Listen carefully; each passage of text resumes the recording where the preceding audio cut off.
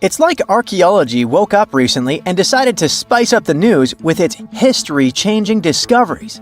From unearthing dinosaur fossils in peaceful Iowa to translating bad news from ancient Babylonian texts, history is revealing its secrets like never before.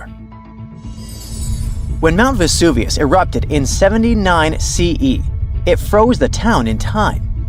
Some of the most famous discoveries were heartbreaking, like a mother wearing a golden bracelet, holding her child, or two sisters hugging in fear. At least that's what scientists thought. In 2024, advanced DNA tests shattered these long-held beliefs. The mother from the House of the Golden Bracelet was actually a man wearing a fancy 30-carat bracelet, and the child wasn't even related to him. As for the two sisters, DNA revealed one was actually a man, while the other remains a mystery. Some speculate they were lovers, but the truth is still buried in time. Speaking of rewriting history, another shocking revelation comes from ancient Babylon. Recently, archaeologists translated 4,000-year-old texts that turned out to be heralds of terrible news. These specific texts that were translated are believed to be from Sippar, a city near the Euphrates River in modern Iraq. They talked about lunar eclipses, which is when the Earth's shadow blocks the moon, and for ancient Babylonians, these were warnings. Eclipses could mean everything from floods and famines to chaos in the kingdom. But here's the interesting twist. Babylonians also came up with clever ways to cancel these bad omens, like calling in priests to perform rituals, or consulting oracles for advice. These ancient astrologers took their job seriously, since it wasn't just about stargazing. It was about keeping the kingdom safe.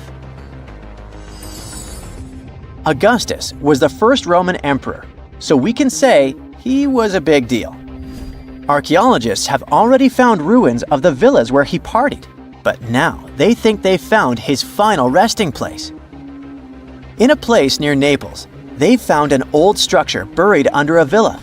They found the equivalent of a modern heating system, something that was probably used to draw warm baths. They also found shelves filled with ancient jars, suggesting the site later became a temple. They're still not sure this was Augustus's last home, but if confirmed, this would be a big deal for world history. While ancient Rome is surprising us, the famous Nazca lines in Peru are also revealing hidden details. These massive geoglyphs, created thousands of years ago, have only been partially studied until now. Scientists trained artificial intelligence to help them scan 243 miles of terrain. With AI's help, they identified over 300 new motifs, including llamas, stick figure people, and strange heads. The algorithm, originally developed to decode charred scrolls from Mount Vesuvius, has doubled the number of known glyphs.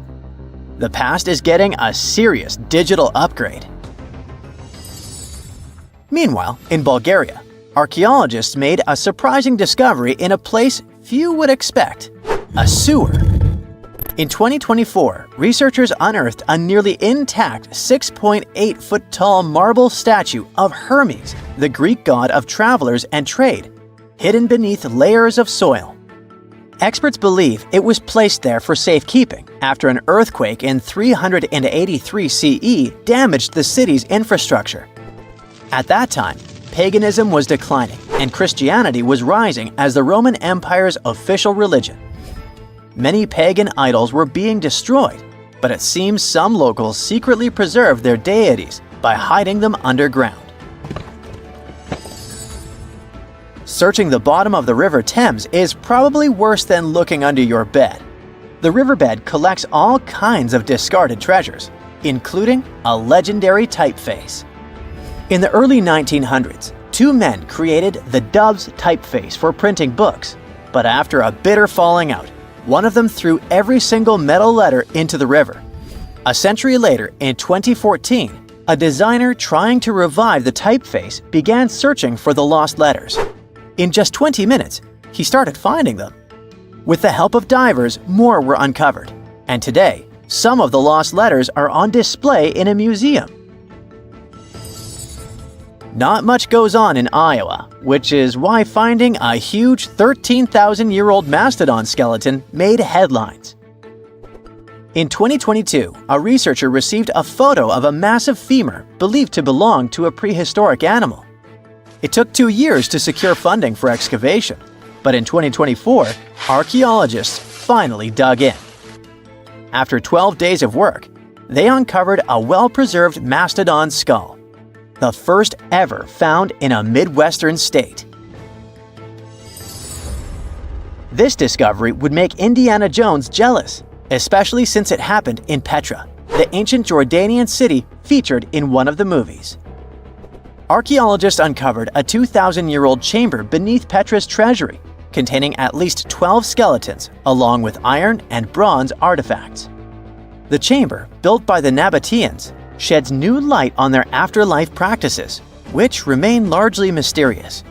One of the most intriguing finds was a ceramic chalice clutched by one of the skeletons. Back in Peru, archaeologists made a groundbreaking discovery that turned Peruvian history upside down: a female ruler. At the 1,600-year-old site of Pañamarca, scientists uncovered a throne room decorated with colorful murals. These murals depict women spinning and weaving, men carrying a crown, and even a crowned woman speaking to a birdman. The discovery suggests that Moche women weren't just spiritual leaders, but rather had real political power too. Tiny houses are mainly a modern thing, but archaeologists think they found one in ancient Pompei. Unlike traditional Roman homes, which had grand atriums for entertaining guests, this house had none. But what it lacked in size, it made up for in artistry.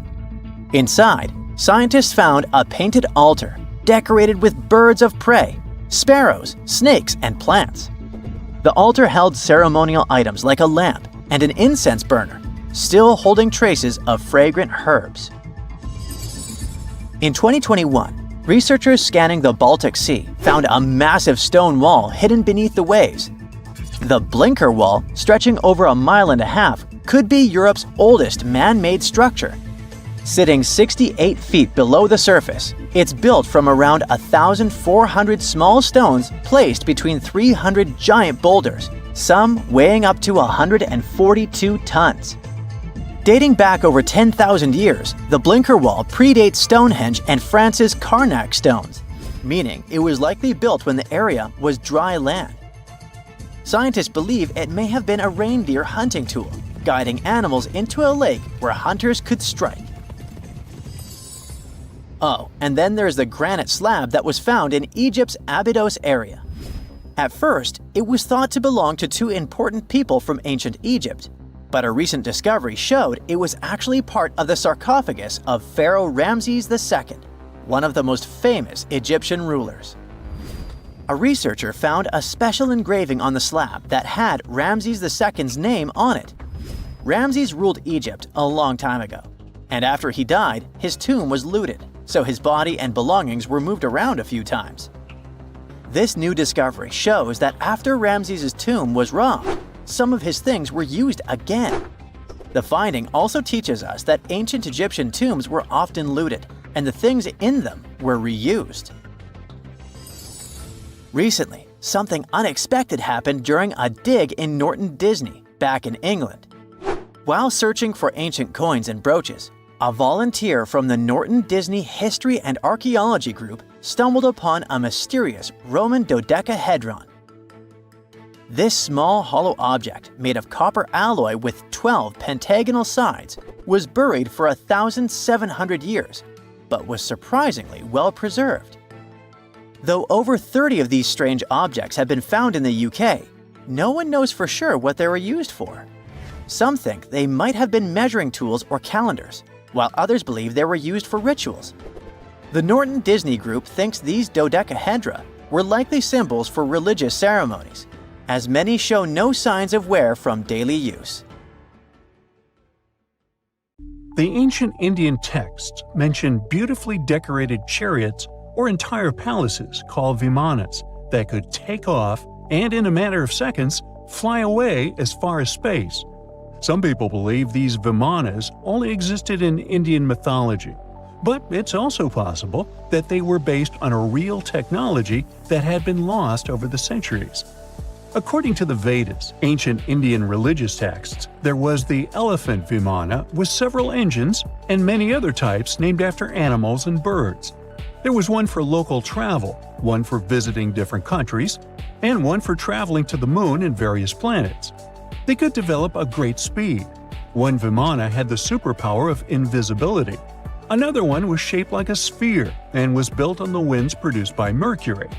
This vimana was said to generate an enormous ray like the sun and make noise like the storm's thunder. All the vimanas were unbreakable and perfect for attacks on foes. Now, to operate a vimana, you'd need to know a lot of stuff, pretty much like today's airplane pilots, 32 secrets in total. They'd cover the aircraft structure and the secrets of taking off and maneuvering without crashing. That's a good thing.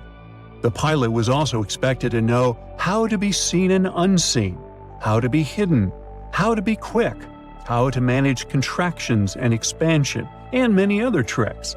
To hide the flying machine from foes, the pilot was instructed to move to the 8th atmospheric layer above the Earth and use the power of dark solar rays. This instruction might sound a bit weird, but there were others, more realistic ones, which still make sense in modern aeronautics. There are sections of ancient texts on the vimanas that focus on details like flight paths, pilot training, navigation, and even suitable clothes for pilots and recommended food for long flights. There was also a lot of technical detail about the use of heat-absorbing metals, the metals utilized, and melting points. The supporters of the theory that the vimanas were more than just myths are sure that the ancient Indians would unlikely go into all these details just for a beautiful story. So, the flying palaces might have been real and way ahead of their time, like many other great Indian inventions.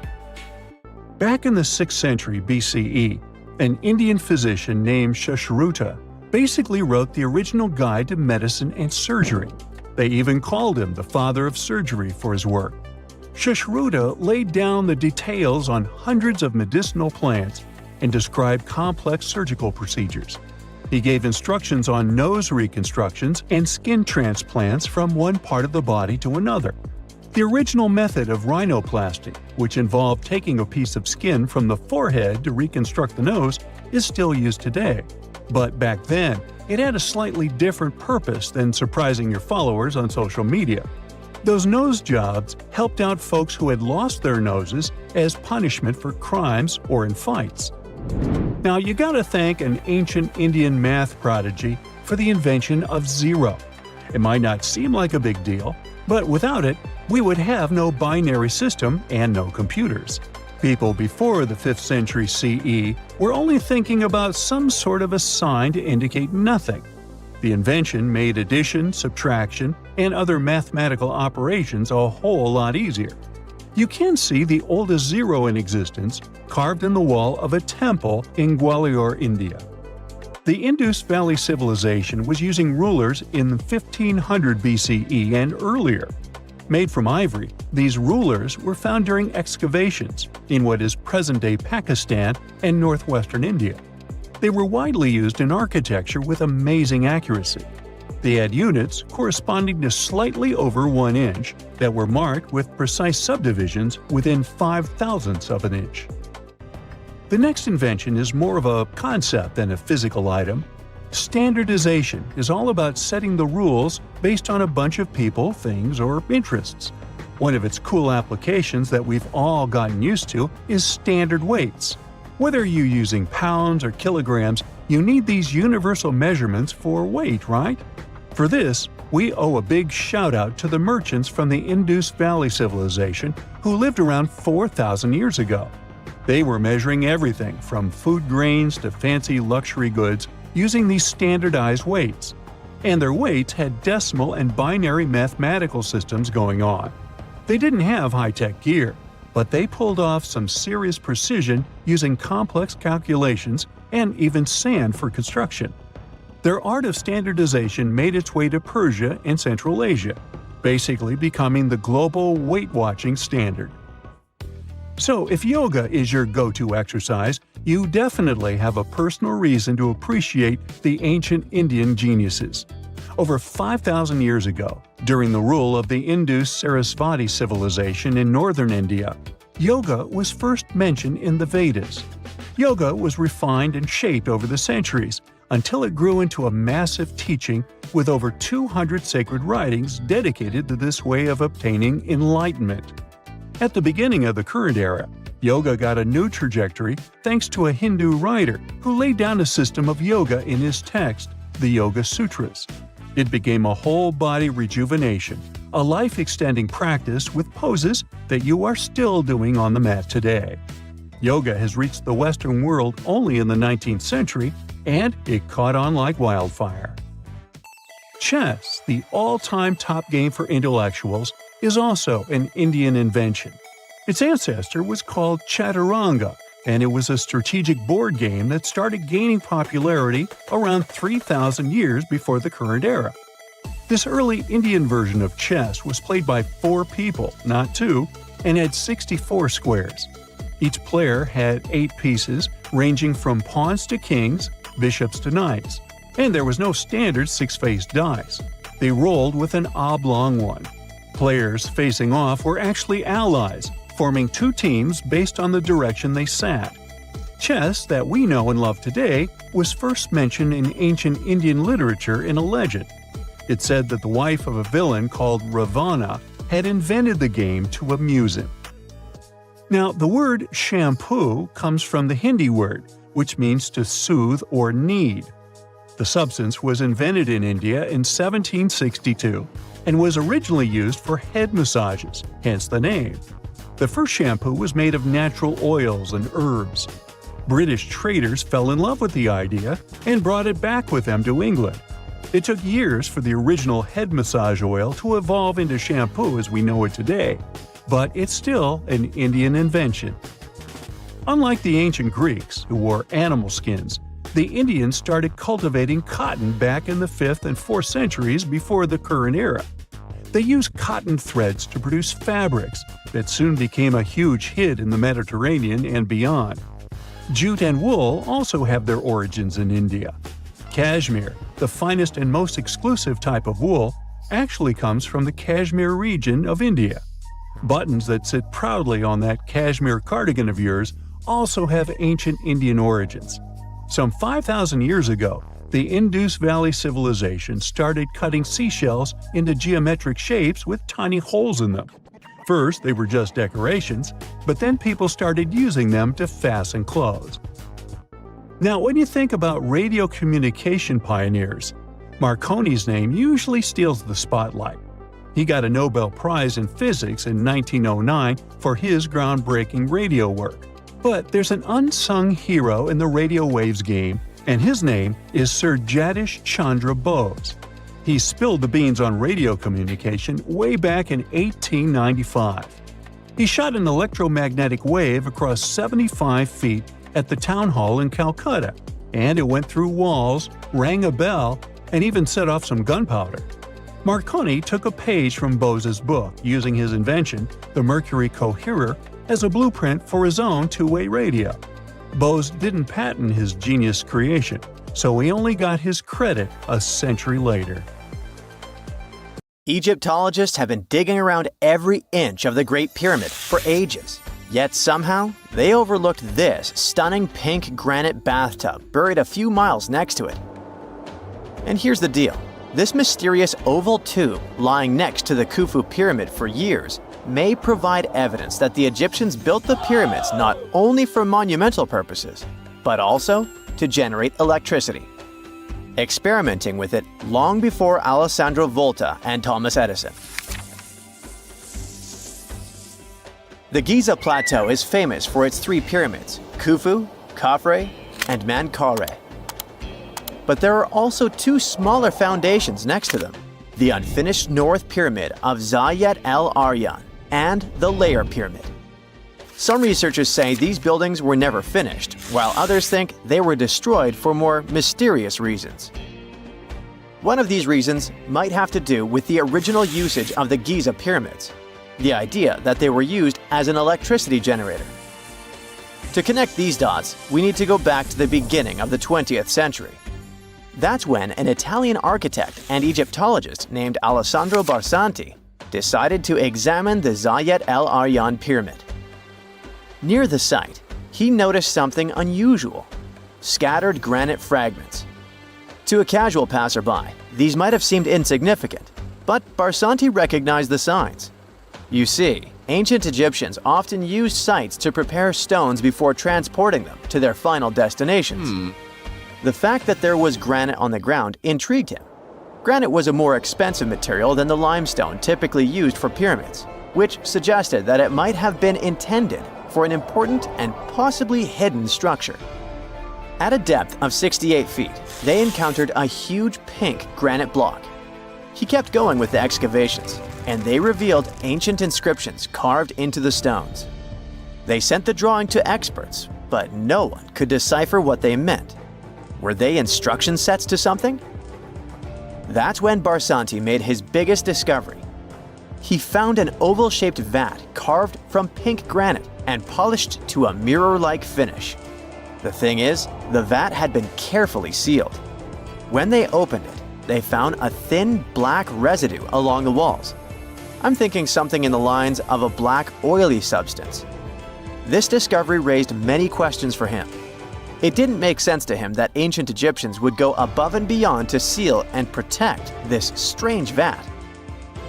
By 1911, Barsanti had to abandon his effort to figure out what was the deal with that mysterious pit. But his findings intrigued researchers all over the world, and they've got their own opinions about it. One of these modern theories suggests that the other pyramids could have been used as a part of a bigger whole. It suggests that the Khufu pyramid was actually used as a water pump designed to irrigate the desert area. Apparently, the pyramid's internal chambers would function as a hydraulic system. In the 1990s, an engineer took this theory seriously and studied the pyramid's subterranean chamber. Surprisingly, he found actual signs of water damage. Apparently, the pyramid generated powerful compression waves, aka pulses, that could create electricity. This raised an important question. Could the ancient Egyptians have used the pyramids as a generator in order to produce electricity? On paper, that was proven to be possible. But hey, agreeing on the original use of the pyramids is probably one of the most difficult things in the world. So, we're still not 100% sure about this. Apart from that, Egypt is a playground for important discoveries regarding humanity's past. I mean, scientists have just discovered what looks like a cosmic command center, similar to that room from the Doctor Strange movies. They discovered an L-shaped astronomical observatory, measuring around 9,000 square feet, dating back to the 6th century BCE. Definitely the first and largest of its kind from that era. The mud brick structure housed tools used for calculating dates related to ancient Egyptian rites, royal coronations, and agricultural plans. This observatory is located in the archaeological site known as the Temple of Phuto, just 50 miles east of Alexandria. It's pretty impressive. The structure was designed so that you'd get inside the room through an east-facing entrance. This way, you'd get to see the sunrise. Once inside, you'd find a pretty huge shadow clock, used to tell time by tracking the movement of shadows inside the room. This variant of a sundial clock was nearly 16 feet long. That was quite an exciting discovery. Another interesting one was that scientists and Egyptologists have discovered the first ever pregnant mummy. Now, even if we know quite a lot about mummification processes, we keep making discoveries that open new doors into the lives of ancient Egyptians. It took so long for someone to find out this mummy was expecting at the time she was embalmed because she was placed in a male's coffin. More specifically, a male priest. Historians say that during the 19th century, a lot of traders mixed coffins up in order to sell them. Yes, that means they opened them and switched mummies to please their buyers. It was a complete surprise because they were hoping to study more about ancient health issues when they opened this coffin up. But they had another special research on their hands. Prenatal practices in ancient Egypt. This mummified woman who lived about 2,000 years ago was from 20 to 30 years old when she passed away. She was found in Thebes, and her remains were incredibly well preserved. You see, mummification recipes varied across Egypt. In this woman's case, researchers could tell she was a member of the high society since she was buried with special amulets. But since mummification methodologies differed so much between cities and time periods, they still have to dig further to understand why she was embalmed along with her baby. Speaking of mummies, scientists were digging up a final resting place in Saqqara, also in Egypt, and they unearthed two embalming workshops. One was for humans and the other for sacred animals. Apparently, the workshops date back to about 2,400 years ago. They were equipped with stone beds, clay pots, and ritual vessels. Everything you needed to mummify. But that's not all. Archaeologists also stumbled upon cheese stored in jars behind tombs that were over 3,000 years old. Yep, cheese. This shows that the ancient Egyptians were pretty savvy when it came to preserving food, too. They knew how to store stuff for the long haul, not just the mummies.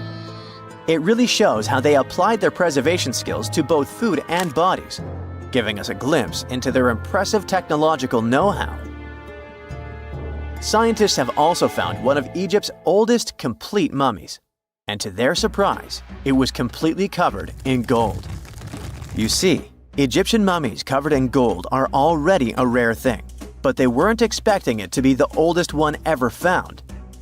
The mummy was quite well preserved, and they could identify that it was the remains of a wealthy man called Hekashepes. Many symbols show that he was important and wealthy, like the band he wore on his head and the bracelet on his chest.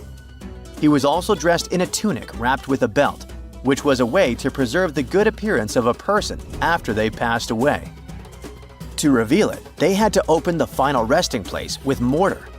Basically, it was like they were opening a time machine, just as the ancient Egyptians did 4,300 years ago. If you think about it, it's almost like entering a time capsule. Enough about mummies. Scientists also found something very exciting hovering above the pyramids. They had to use a fancy top-notch radar known as LARID, aka Low Altitude Long Range Ionospheric Radar, which can see these invisible waves far away into the sky. LARID helped them discover giant plasma bubbles floating in the air above the pyramids. These bubbles are called plasma bubbles, and they wreak havoc on modern technologies. I mean, they can disrupt GPS and phone signals for hundreds of kilometers in diameter from where they're located. These bubbles are massive, sometimes as big as cities, and they're caused by the sudden depletion of charged particles in the ionosphere. So, instead of spreading out evenly throughout the ionosphere, they stick together in this wave-like form. This was a pretty important discovery because it can help scientists understand how to prevent these waves from messing with our technology. Hey, you've heard of Stonehenge? Of course you have. Big rocks mysteriously mounted in circles on a plain in England by, somebody. But what if England's Stonehenge is only a replica of another monument, and its builders just crossed the Atlantic and copied what someone had already done elsewhere? Well, it turns out researchers found another Stonehenge underneath the waters of Lake Michigan. This lake is a hotspot for woo-woo unexplained things. A bunch of disappearances, plane crashes, and now this, an ancient underwater monument that looks strangely enough like Stonehenge. We couldn't help ourselves and needed to dive deep into this story. A ring of massive stones, arranged in a way that felt all too familiar. They saw two circles, an outer one and an inner one, sitting 40 feet below the surface. But this wasn't just a random pile of rocks. These stones had been placed there, purposefully, by human hands. And by doing some further research, they discovered that they were staring at a structure that's over 9,000 years old. Think about it. This Stonehenge beneath Lake Michigan predates the pyramids. It predates Stonehenge itself by about 4,000 years. All of this information was enough to startle scientists at Northwestern Michigan University. But that was before they found this out. One of the stones had a carving, a faint but clear petroglyph of a mastodon. Mastodons kind of look like the ancestors to our modern-day elephants, but they have been extinct on planet Earth since 10,000 years ago. So, whoever built this underwater Stonehenge needed to be alive at the same time these creatures roamed our planet. This discovery raised many questions among scientists. I mean, why on earth would they go through all this trouble to lay rocks at the bottom of a lake? Well, first things first. Scientists believe that Lake Michigan had much less water back then than it does now. Second, it could have something to do with ancestral practices of First Nation people. There's one theory from a professor of the University of Michigan. He suggested that the stones formed a kind of prehistoric hunting trap. He believes that early hunters used the circular formation as a drive lane to herd large animals like the mastodons from the rock carvings we were just talking about. Once they got these huge animals into a tighter circle, they could be more easily hunted. But not everyone's convinced by this theory. Some believe the circle probably had a deeper spiritual purpose. According to local Native American tribes, like the Anishinaabe, stones are more than just rocks. They're living beings. They hold spiritual energy and represent a connection to the earth and all living creatures. An elder from the Anishinaabe community even suggested that these stones are sacred, placed there by their ancestors to honor the land and its creatures. Scientists are trying to study the stone formation in depth, like about 40 feet. But that's the problem, actually. The fact that it's underwater makes it super difficult, since they don't have the best technology. Traditional archaeological tools don't work as well when everything is submerged, but promising new technologies like stereophotogrammetry, which literally means making 3D models of a site, are helping scientists study the stone circle more closely. Still, research is slow and expensive, so it's hard to know when this mystery will come to a close. As we said, Lake Michigan is a hot spot for unexplained phenomena. Its lakebed is filled with shipwrecks, such as the Thomas Hume, a sturdy American schooner. It also collects debris from airplanes that have suddenly gone missing while flying the area, such as Northwest Airlines Flight 2501 that disappeared in the 1950s. Some people even call the area the Lake Michigan Triangle, suggesting paranormal activities like what happens in the Bermuda Triangle might be going on. The lake spans over 22,000 square miles, which means it's almost two-thirds the size of the country of Ireland. In 2024, scientists were able to access another one of Lake Michigan's mysteries, the wreck of the Margaret A. Muir schooner. This 130-foot-long sailing ship sank over 130 years ago. The discovery was announced just recently by the Wisconsin Underwater Archaeological Association, the WUAA, whose team found the shipwreck sitting 50 feet below the surface just off the shores of Algoma, Wisconsin. Built in 1872, the Margaret A. Muir was a three-masted schooner built to carry heavy cargo across the Great Lakes. Her final voyage started out as a routine trip. Loaded with bulk salt, the ship left Bay City, Michigan, heading for South Chicago, Illinois. But on September 30th, 1893, things took a bad turn. Just as the Muir approached the town of Annapolis, now known as Algoma, a sudden storm hit. The ship began taking on water fast. The captain of the boat ordered his crew to abandon ship, and thankfully, they all made it to shore safely. For more than a century, the wreck sat undisturbed on the lakebed, its location a mystery. But thanks to a combination of historical research and high-resolution sonar, WUAA searchers finally found her in May of last year. The wreck is remarkably well preserved, with parts of the deck and gear still visible. Well, just a few lakes over to the left, researchers uncovered another impressive thing. At the bottom of Lake Mendota, near Madison, Wisconsin, researchers found 11 ancient canoes.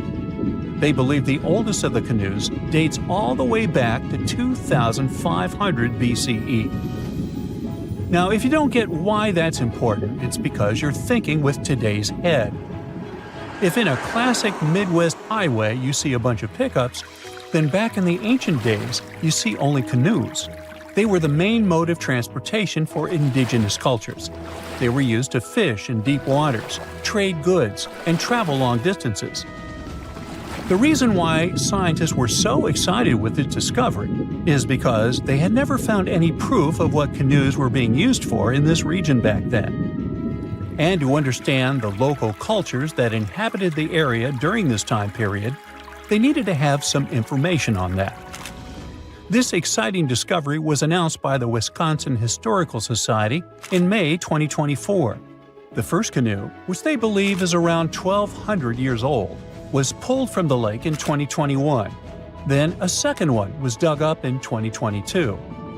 And now divers have found at least 11 more canoes along what would have been an ancient shoreline, long since submerged. One theory is that these canoes were intentionally sunk to keep them from freezing or warping in winter. It's possible people stored them in the same spot for generations. Or maybe this is just a small part of a much bigger settlement. Historians do believe there could be an ancient village hidden under the water of the lake. Divers have already found stone tools, like net sinkers used for fishing, but the village itself hasn't been located yet. Truth is, while the Great Lakes often steal all the thunder, scientists point out that smaller lakes like Mendota have stories too. The Wisconsin Historical Society is working closely with Native nations to piece together more about the lake's history. You'll need to believe me when I say there is a third Stonehenge, all the way under the waters of Lake Constance, Switzerland. I mean, think of it like Stonehenge's cousin. Archaeologists began to discover this back in 2015, when they found a line of 170 man-made stone cairns under the lake. Scientists say this was most likely the work of several villages, and that the cairn site was probably used for some collective purpose because, well, the formations are huge. Some of them are several dozen feet wide, and they can build up to 6 feet. The most amazing discovery so far is that the site dates back to around 5,500 years ago. So around the time the original Stonehenge was being built. Some of the facts that link them together are their construction dates, as well as the distinct characteristic of stone monuments built in a circular format. Scientists don't know much about this site yet, but hey, I see a pattern manifested all over the world, don't you? Okay, what if I tell you that the extraterrestrials we all imagine as little green men may actually look like very normal Earthlings and chill in Europe? This is the Iberian Peninsula, and people living there are under suspicion. Ooh. Here's the reason. Somehow, parts of the most important artifacts that the Iberian civilization called Treasure of Vallena are made of metal that simply can't be found on Earth, because it's metal from a meteorite. Now let's tackle this step by step. This is the artifact itself, and it's composed of 59 different objects. Bowls, bottles, and bracelets. Is there a pattern there with all those bees? In total, the find weighs around 20 pounds, of which 18 pounds are 23.5 karat gold. Now, if you're not a metal specialist, I'll clarify it for you right away. For comparison, 23 karat gold is 95.8% pure gold, so 23.5 karat is even purer. The remaining percentage goes to other metals to help add strength and durability to the precious alloy. There was also silver, iron, and amber in that set. The artifact could have been pretty straightforward, but for these two, let's call them imposters. Look at this wrought iron bracelet and this hollow hemisphere. Can you see that? Those rusty lines on the hemisphere and the overall weird color of the bracelet do stand out, since everything else is made of purest gold. This all started back in 1963. when a researcher noticed a dark leaden metal among the shiny bowls and bottles. The metal was shiny in some areas and covered with a ferrous-looking oxide that was mostly cracked. Now, just so you understand, gold does not usually act this way. Gold is one of the least reactive of all metals, so it won't even tarnish, let alone rust. To figure out where this suspicious iron came from, researchers turned to mass spectrometry, which checks out the mass-to-charge ratio of molecules. Their findings showed that the nickel in the iron is similar to that found in meteoritic iron. Simply put, the bracelet and the hemisphere are of extraterrestrial origin. Ooh. Now, the exact age of the trove is hard to determine, yet it's crucial. We need to know the exact age to see if it coincides with the start of the Iron Age in the Iberian Peninsula. If it does, then no further questions here. But if it doesn't, well, it's, at the very least, weird, if not suspicious. So there's this three-age system.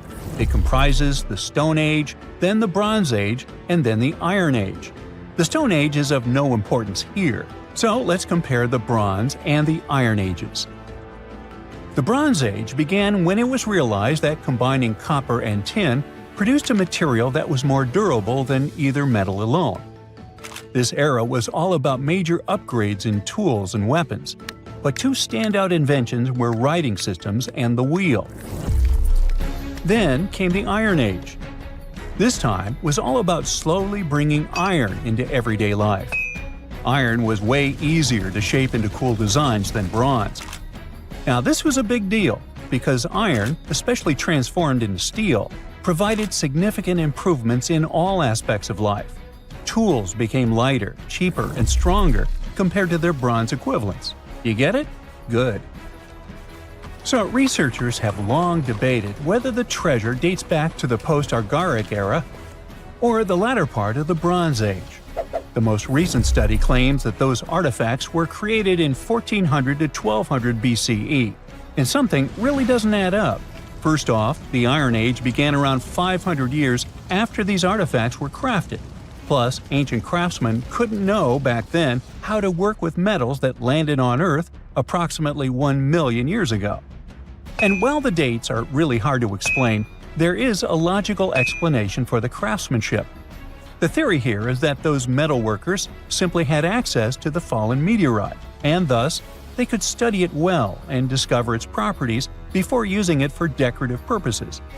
They could have figured it out through trial and error, and once they knew exactly how to work with this extraterrestrial metal, they proceeded to adorn the artifacts with it. Plus, there were the Phoenicians, who contributed to their craftsmanship. Now, it's true that the Iberian people have been processing metal and making pottery long before the Phoenicians settled on the peninsula. But the arrival of new metalworking techniques and the introduction of the potter's wheel enabled them to produce better quality goods much faster than before.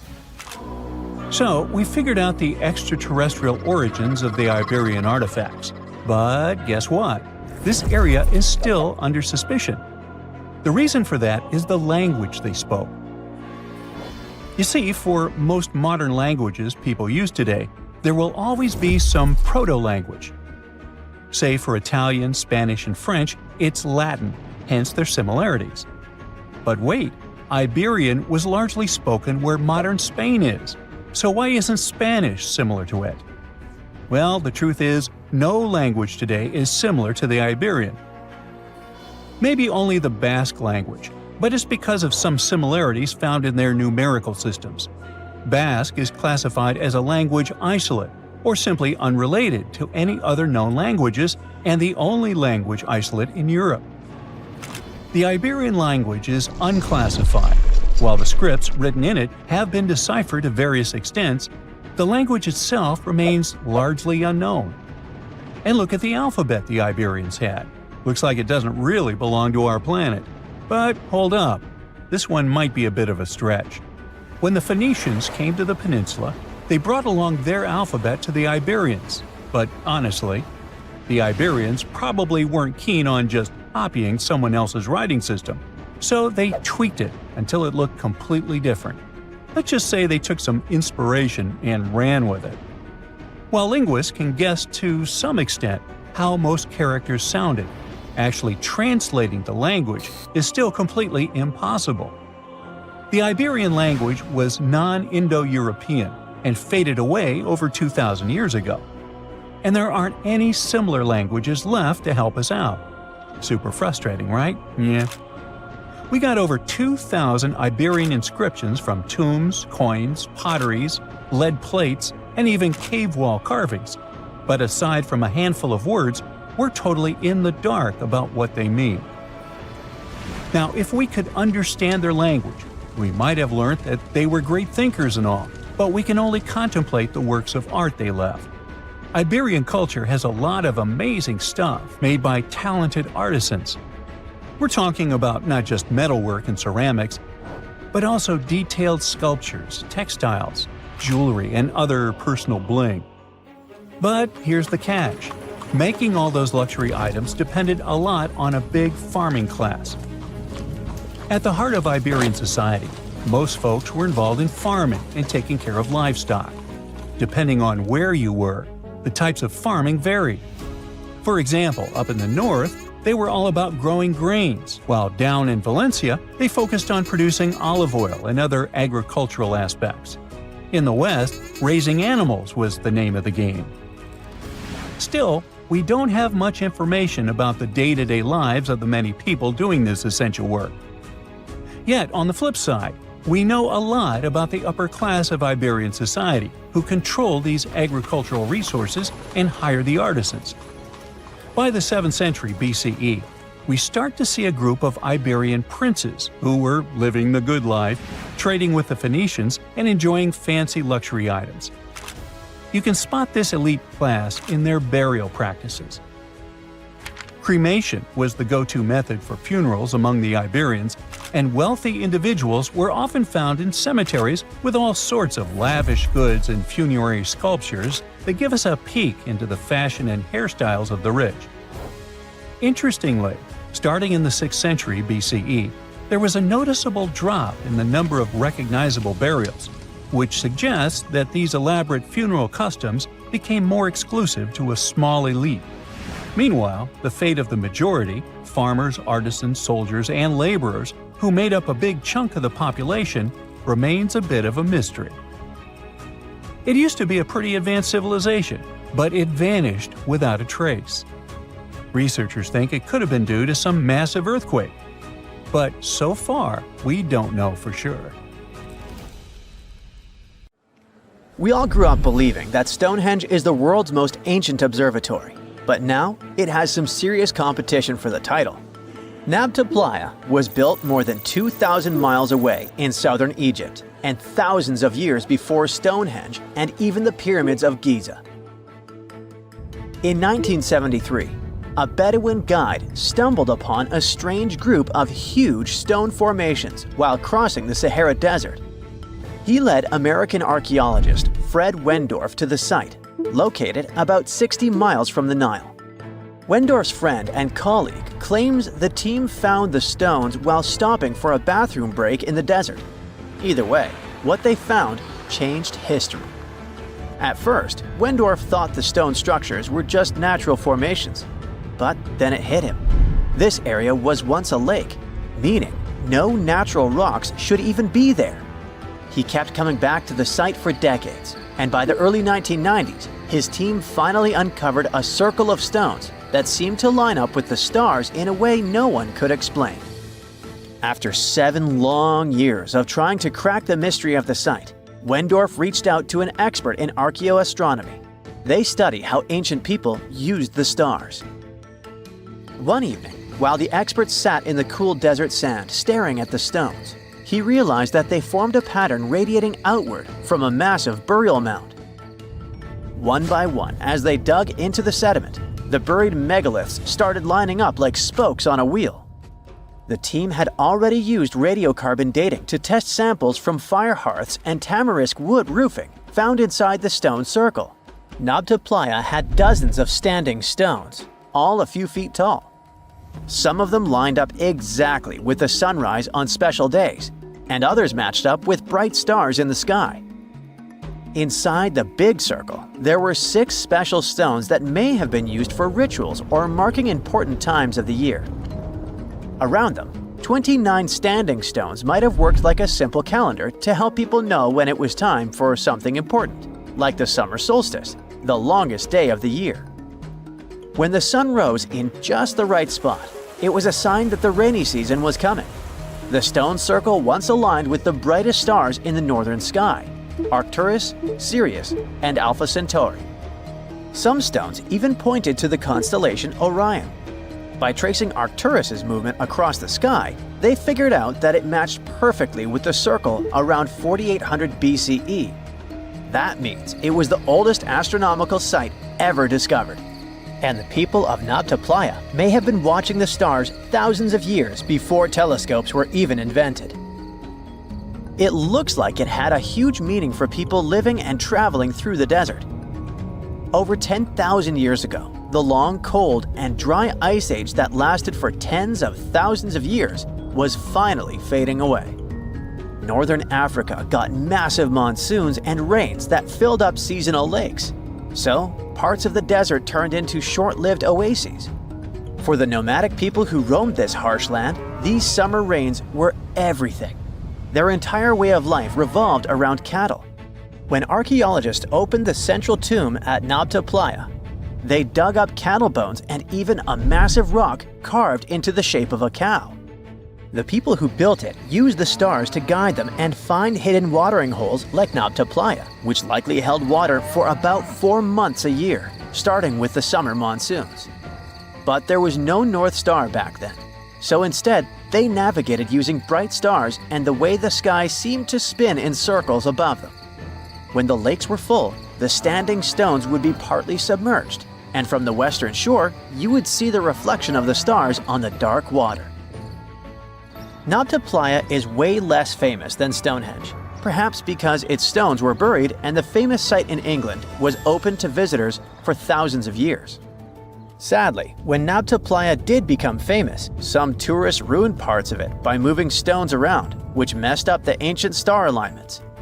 To protect it, the authorities moved everything to a museum where people can see the stones and the carved cow statue without damaging them. The Egyptian observatory isn't the only construction similar to Stonehenge. It has versions that were used for different purposes, from Germany and France to the US and the Andes in northern Peru. This last one is actually one of the oldest big structures ever built in this region. The circular plaza is made of 2 giant stone walls arranged in a ring. It was likely used for ceremonies and gatherings. Scientists have carbon dated it to be about 4,750 years old, which means it was built before the Great Pyramids of Egypt and Stonehenge. The plaza had 2 entrances and a special layer of clay, soil, gravel, and charcoal underneath. It was carefully planned and built. Archaeologists also found ceramic pieces, quartz crystals, and gemstones at the site, so it was definitely a special place. People visited it for centuries, but at some point it was sealed off, probably because of changing beliefs and traditions. The most recent discovery was the remains of a large timber circle roughly the same age and with parallels to Stonehenge, all the way up in Denmark. This open-air structure was likely part of a special area where prehistoric people from the late Neolithic and early Bronze Age gathered for rituals and ceremonies. The circle was made up of 45 giant wooden posts, forming a huge ring about 100 feet wide. The wood is gone now, but scientists believe tall timbers once stood in the holes and created an impressive wood henge. No one knows exactly what these circles were used for, but archaeologists have found animal bones and food remains at similar sites. So people probably used to gather there for feasts and rituals. In 2024, scientists found 2 ancient stone circles from the Neolithic period in Dartmoor National Park in England. Some archaeologists believe they might form a sacred ark. Many of Dartmoor's stone structures were built in a curved shape on the high ground in the center of the area. A long time ago, Dartmoor was covered in forests, so people may have used the high ground as important markers.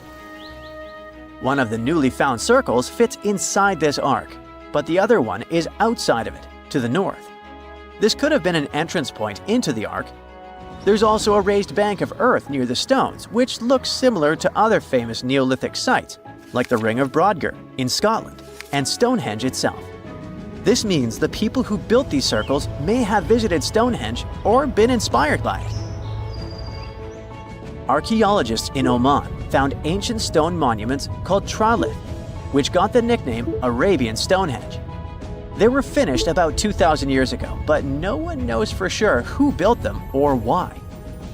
Scientists also found stone hand axes that are incredibly old, between 300,000 and 1.3 million years old, from the time when the first humans left Africa.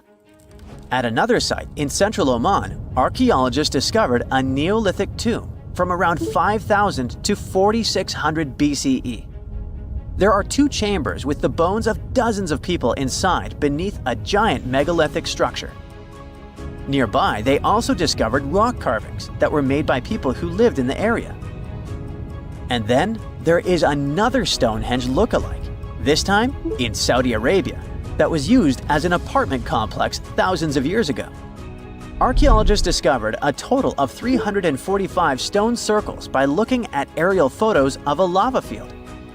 Each circle is between 13 to 26 feet and has at least one large standing stone in the middle. These structures still have remains of stone walls and doorways. Stone circles like Stonehenge are often linked to ceremonies and rituals, but scientists say that many early houses were actually built in round shapes, and rectangular homes only became common much later in history. Stonehenge took approximately 20 million man-hours to build. For comparison, an average human doesn't live much over 700,000 hours. This is Jack, one of the first builders of Stonehenge. Let's say Jack lived to be 80 years old, which is extremely improbable, but it makes it easier for me to crunch the numbers, thanks. If Jack had spent his entire life, from age 0 to age 80, working on the Stonehenge project, it would have required approximately 28.5 generations of people doing the same thing to complete it. That's next to impossible. To make it more plausible, let's multiply that by 2. After all, Jack wouldn't want to dedicate his entire life to moving stones, and he didn't live to be that old. Thus, we arrive at around 57 generations needed to build Stonehenge. That's not enough room on the screen for me to introduce John, Jack's great-great-great-great, you get the drift, grandson. So it all began around 5,000 years ago with just a simple circular earthen bank and ditch. Fast forward to around 26,000 BCE, and the builders replaced that initial structure with a complex arrangement of wooden posts and brought in around 80 dolerite bloom stones from Wales, which were rearranged at least 3 times. Then, a few hundred years later, they added those massive sarsen stones, each weighing around 25 tons. These enormous sandstone blocks were transported about 19 miles to create a continuous outer circle, with 5 trilithons, 2 upright stones topped with a lintel, forming a horseshoe shape inside. It was a millennium-long building process that demanded years of hard work. So, people must have lived nearby, right? But how would they have found shelter back then? Today, we have houses for builders on site, small accommodations that serve as temporary housing. But structures like this definitely didn't exist when Stonehenge was constructed. Did they? Well, actually, they existed, and some recent archaeological digs near Stonehenge prove it. Archaeologists found this Stone Age eco-home, which is a huge deal since it's one of the earliest settlements in the area. This newly uncovered Mesolithic home dates back to around the year 4300 BCE. Let's take a closer look at this house, shall we? Now, for the walls, people back then used a large fallen tree, its trunk to be more precise. These wooden walls were reinforced with flint, and they even lined the pit left by the uprooted tree with cobblestones. To create the roof, they opted for animal hides, which sounds like a wise choice. They must have provided protection against the unpredictable weather of the British Isles.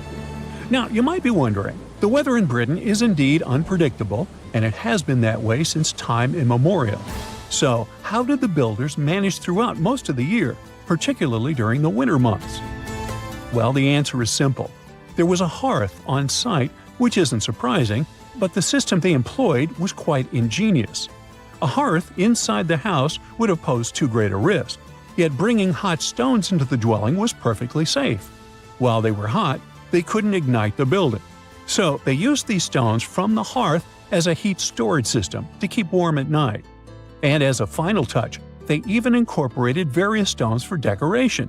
They didn't exactly get a Pinterest house, but it added a touch of elegance for sure. And if you think this discovery is merely about the houses, think again. It significantly changes our understanding of how people lived during that time. This discovery places them in an important prehistoric setting right at the start of the Neolithic area, sparking some interesting questions about whether these early folks could be related to the people who built Stonehenge. But there's a big worry. Experts are concerned that this significant find, along with other buried archaeological sites, could be at risk if the authorities go ahead with plans to build a tunnel to reroute the A303 away from the World Heritage Site. Sure thing the house the scientists found wasn't in perfect shape, and it lacked some crucial elements people use for living. Some of them decayed over time, while others were simply absent. So the scientists took 20 tons of chalk, 5,000 hazel rods, and 3 tons of straw, and used all this to recreate the 4,500-year-old design houses.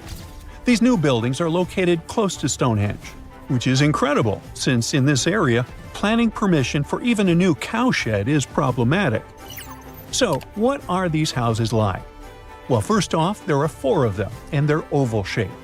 They're built on the foundation of real houses that stood there about 4,500 years ago, just around the time the Stonehenge Eco House was going up.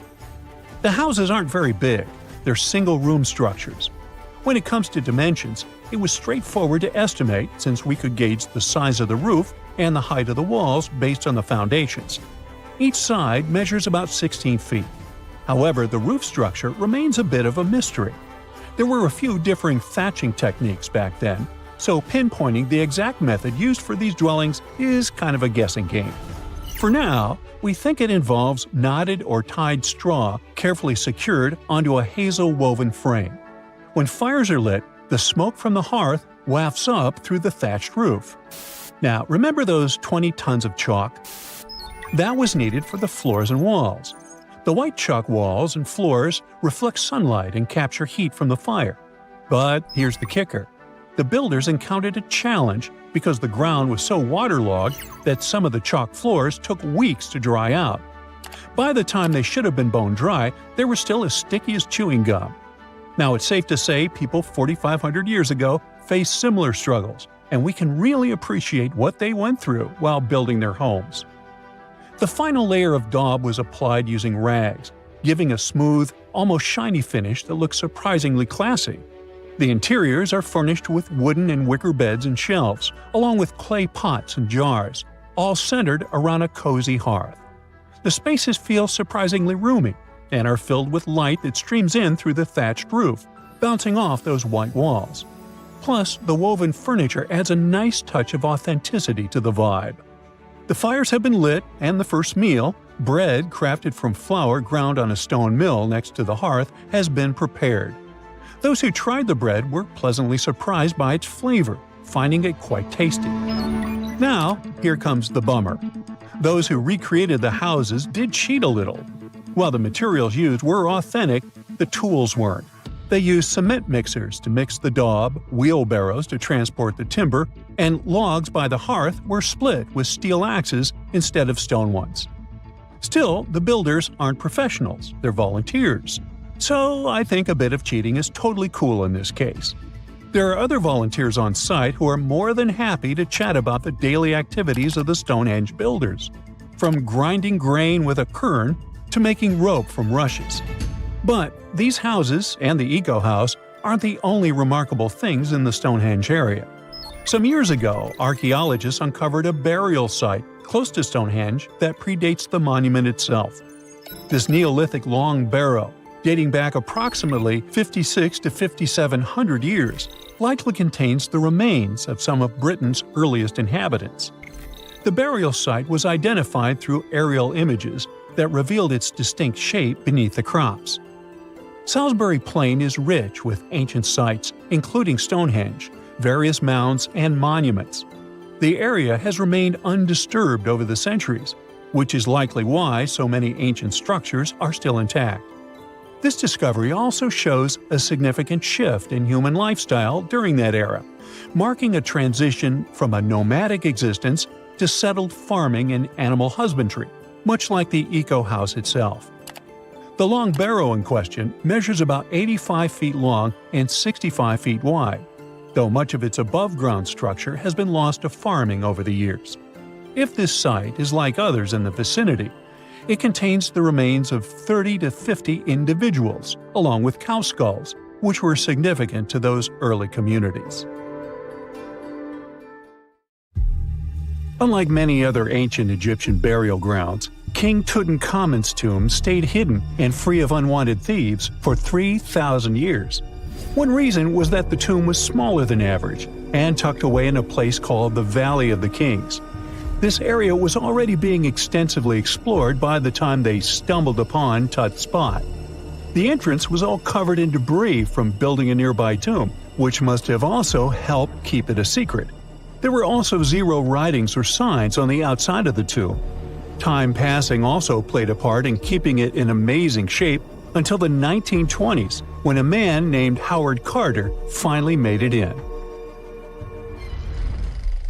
But was Carter that big of a hero? Some recent findings say he might have been sneakier than initially thought. People used to think Carter wasn't just a glorified treasure hunter, he was a true archaeologist. Before Tut, he had been on a relentless quest for Egyptian artifacts. He discovered his interest in these unusual objects when he was a child, and soon started drawing the sculptures and inscriptions that were found in ancient tombs.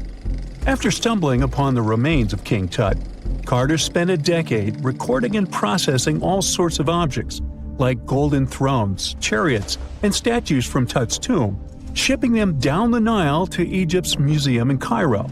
Well, at least that was the official story. More recent discoveries claim that not all of the objects made it to Egyptian officials. A secret letter seems to uncover Carter's little 10 for them, 1 for me policy. The letter in question was sent to Sir Alan Gardiner, a philologist and friend of Carter's, dated from 1922. In these writings, Carter mentioned having found the tomb and was asking his buddy for some advice. In another letter from 1934, Gardiner seems to be thanking Carter for an amulet, which was sent to him as a thank you gift. Carter was adamant that it didn't come from Tut's tomb, but evidently it did. Even the British director of the Egyptian Museum was onto Carter's sneaky endeavors, but couldn't prove it. He compared Gardiner's amulet to others from Tut's tomb, and lo and behold, they were a perfect match. Gardiner was so disappointed to have been put in such a sticky situation that he vented to Carter in another letter. Deciding to be a good friend, Gardiner didn't throw the famous archaeologist under the bus. Instead, he advised Carter to take those stolen goods back to Cairo, just like he'd advise you to like this video and subscribe to the Brightside channel for more amazing videos on the most unique topics in history. It's not the only shady piece of information on Carter's post-discovery behavior. In 1947, a man named Alfred Lucas, who used to work with a controversial archaeologist, gave some information in an obscure journal in Cairo. He claimed that Carter sneakily cracked open the burial chamber door himself. Then he sealed it back up like nothing had happened before the official uncovering. Now, why would he do that? Well, the same theory suggests that Carter and his crew might have entered the tomb early so they could get their hands on some ancient goodies. Obviously, these people couldn't risk having such objects sold while they were still alive, but made sure they were auctioned off after they passed. Carter, though, never confessed to anything. He made no official denial either, but the Egyptian government couldn't risk any more mysterious disappearances, so they prohibited him from entering the tomb for a while. Some have connected this apparent stealing to the curse of King Tut. If you've never heard of it, know that it became quite the scary tale soon after King Tutankhamun's resting place was uncovered. It claimed that anyone messing with the tomb of the boy pharaoh would face some serious bad luck.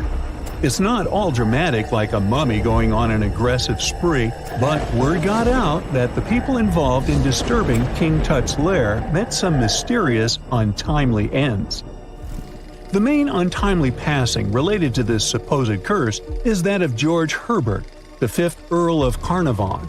He was this British aristocrat who helped fund the search for the tomb. He passed away just a year after the tomb was opened. Now, people love to call it mysterious, but it turns out that Herbert was already in pretty bad shape health-wise when he got to Cairo, and he ended up getting taken down by a regular disease. Now, let's talk numbers. There were a lot of people linked to this tomb opening: security guards, archaeologists, and supporting staff. And sure, a few of them did pass not long after the tomb started receiving visitors. As much as we'd like this curse to be true for the sake of, good storytelling, statistically, if you have a bunch of people connected to opening a tomb, you'd expect some passings just by random chance. The average lifespan for those supposedly targeted by the ancient curse was more than 20 years after the spell was supposed to kick in. Herbert's daughter even lived until the 1980s, that's half a century later. And Howard Carter himself lived until 1935, a solid 16 years after the big reveal. Some have suggested that the whole curse was nothing more than a careful PR strategy. You see, when Tut's tomb was found, Howard Carter wanted to make a priority out of keeping nosy reporters away. So he might have come up with a curse hanging over anyone entering the boy king's resting place. But what was stolen from King Tut's tomb anyway? Well, some jewelry to begin with. It might have been snatched by Howard Carter himself, according to a French specialist. He did some intensive research by looking at old pictures taken from inside the tomb back in the 1920s. He compared those images to various objects from museums and auction houses. He soon started to piece together the whereabouts of some of Tut's jewelry. First up, there's this collar that used to be on Tut's chest. It was all broken into pieces, and some parts went via Carter to the Nelson Atkins Museum in Missouri. Meanwhile, other bits ended up on a necklace owned by some unnamed people who tried to sell it in 2015 but failed. Even the Nelson Atkins Museum agrees, as they've confirmed the information on their website. Then there's a headdress piece. Some beads from it that once belonged to Tut apparently got stolen by Carter too. They were also strung into a necklace and are now being held at the St. Louis Art Museum. Another fancy collar made out of glazed ceramic magic spent some time at the Met, far away in New York. Thankfully, it was sent back to Egypt a bit over a decade ago. This seems to have been, as you'd expect by now, also stolen by Carter. Missing artifacts aside, King Tut still gave a ton of amazing objects that helped us learn more about this incredible ancient culture. Starting with the famous burial mask. It's this massive 21-inch gold art piece with semi-precious stones and glass paste. It weighs 22 pounds and showcases the boy pharaoh with a long beard and a headdress with a cobra and vulture. On the back, there's this spell from an important ancient Egyptian spiritual book that's supposed to make sure it works just as well in the afterlife. Tut was also apparently a board game enthusiast.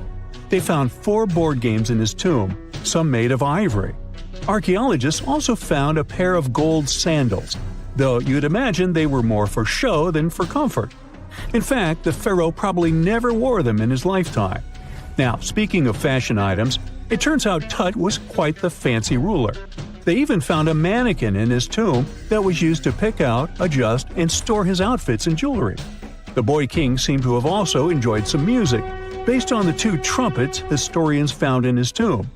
Though they were played back in 1935 in a BBC broadcast, the instruments are today considered too fragile to be maneuvered. A ship filled with gold and other treasures worth over $13 million was found in the middle of the Namibian desert after almost 500 years. The worker who found it was actually looking for diamonds, but ended up with something way more valuable for history. There were some blocks of copper, some wood, pipes, and elephant tusks. The miners called for an archaeologist, who soon realized it wasn't a disturbed beach like they thought, but a shipwreck. All evidence showed that it was a Portuguese trading vessel, Bom Jesus, that went missing in the 16th century. Experts believe it was a special kind of ship that was bigger, stronger, and better than older ships from Portugal and Spain. These ships were built to take Portuguese explorers on long trips to distant places like India, China, and Japan, and come back with tons of cargo. The Bom Jesus was likely carrying treasures from Lisbon, Portugal, to Western India. But it looks like on its way around the southern tip of Africa, near Namibia, a big storm pushed the ship too close to the shore. The ship hit a rock, tipped over, and broke apart, sinking into the ocean. Archaeologists found treasure from the captain's chest under the water, which probably fell out when the ship's wooden hull broke. They also found pieces of the ship scattered along the shore, likely from the violent storm and later by construction in the area. The storm must have been very fierce, but they didn't find many bones, which means most of the crew may have survived or were lost at sea.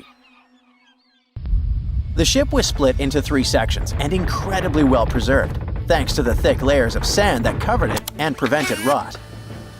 Archaeologists who studied the wreck discovered over 40 tons of cargo. There were cannons, swords, blocks of metal like lead and tin, fabrics, and tools that sailors used to navigate the stars while traveling across the ocean. The most exciting discovery was 1,845 copper ingots, weighing as much as 16 to 17 tons altogether. Those copper ingots, or pieces of pure metal, are still in great condition because the hull of the ship and layers of sand protected them from ocean water. The scientists even managed to read the trademarks on them on site, and learned they were made by a super wealthy German trading company. There were also more than 2,000 shiny gold and silver coins from different countries, and 105 enormous elephant tusks weighing about 2 tons. The tusks were likely supposed to become luxury items, like jewelry or carvings at the destination. Archaeologists took some DNA samples from the tusks and found that they came from West African forests and savanna elephants. Researchers were lucky that the ship was found in a restricted diamond mining area. No scavengers were able to get their hands on the treasures. The Bom Jesus remains the oldest and most valuable shipwreck that was ever discovered off the western coast of sub-Saharan Africa. Another shipwreck recently found by accident was buried under a 10-foot tall sand dune near the Caspian Sea. Some people call it the world's largest lake, and it has water levels that rise and fall over time because of the changes in weather patterns. These changes can move sand and uncover things like this shipwreck and other treasures along the coast. As the dune slowly disappeared, the ship started to show. Before digging it out, scientists worried that waves from the sea might damage the wreck. To protect it, they built a wall using thousands of sandbags to keep the waves away. When the ship was uncovered, they discovered it was a 3-masted, 92-foot-long merchant ship with a strong double hull.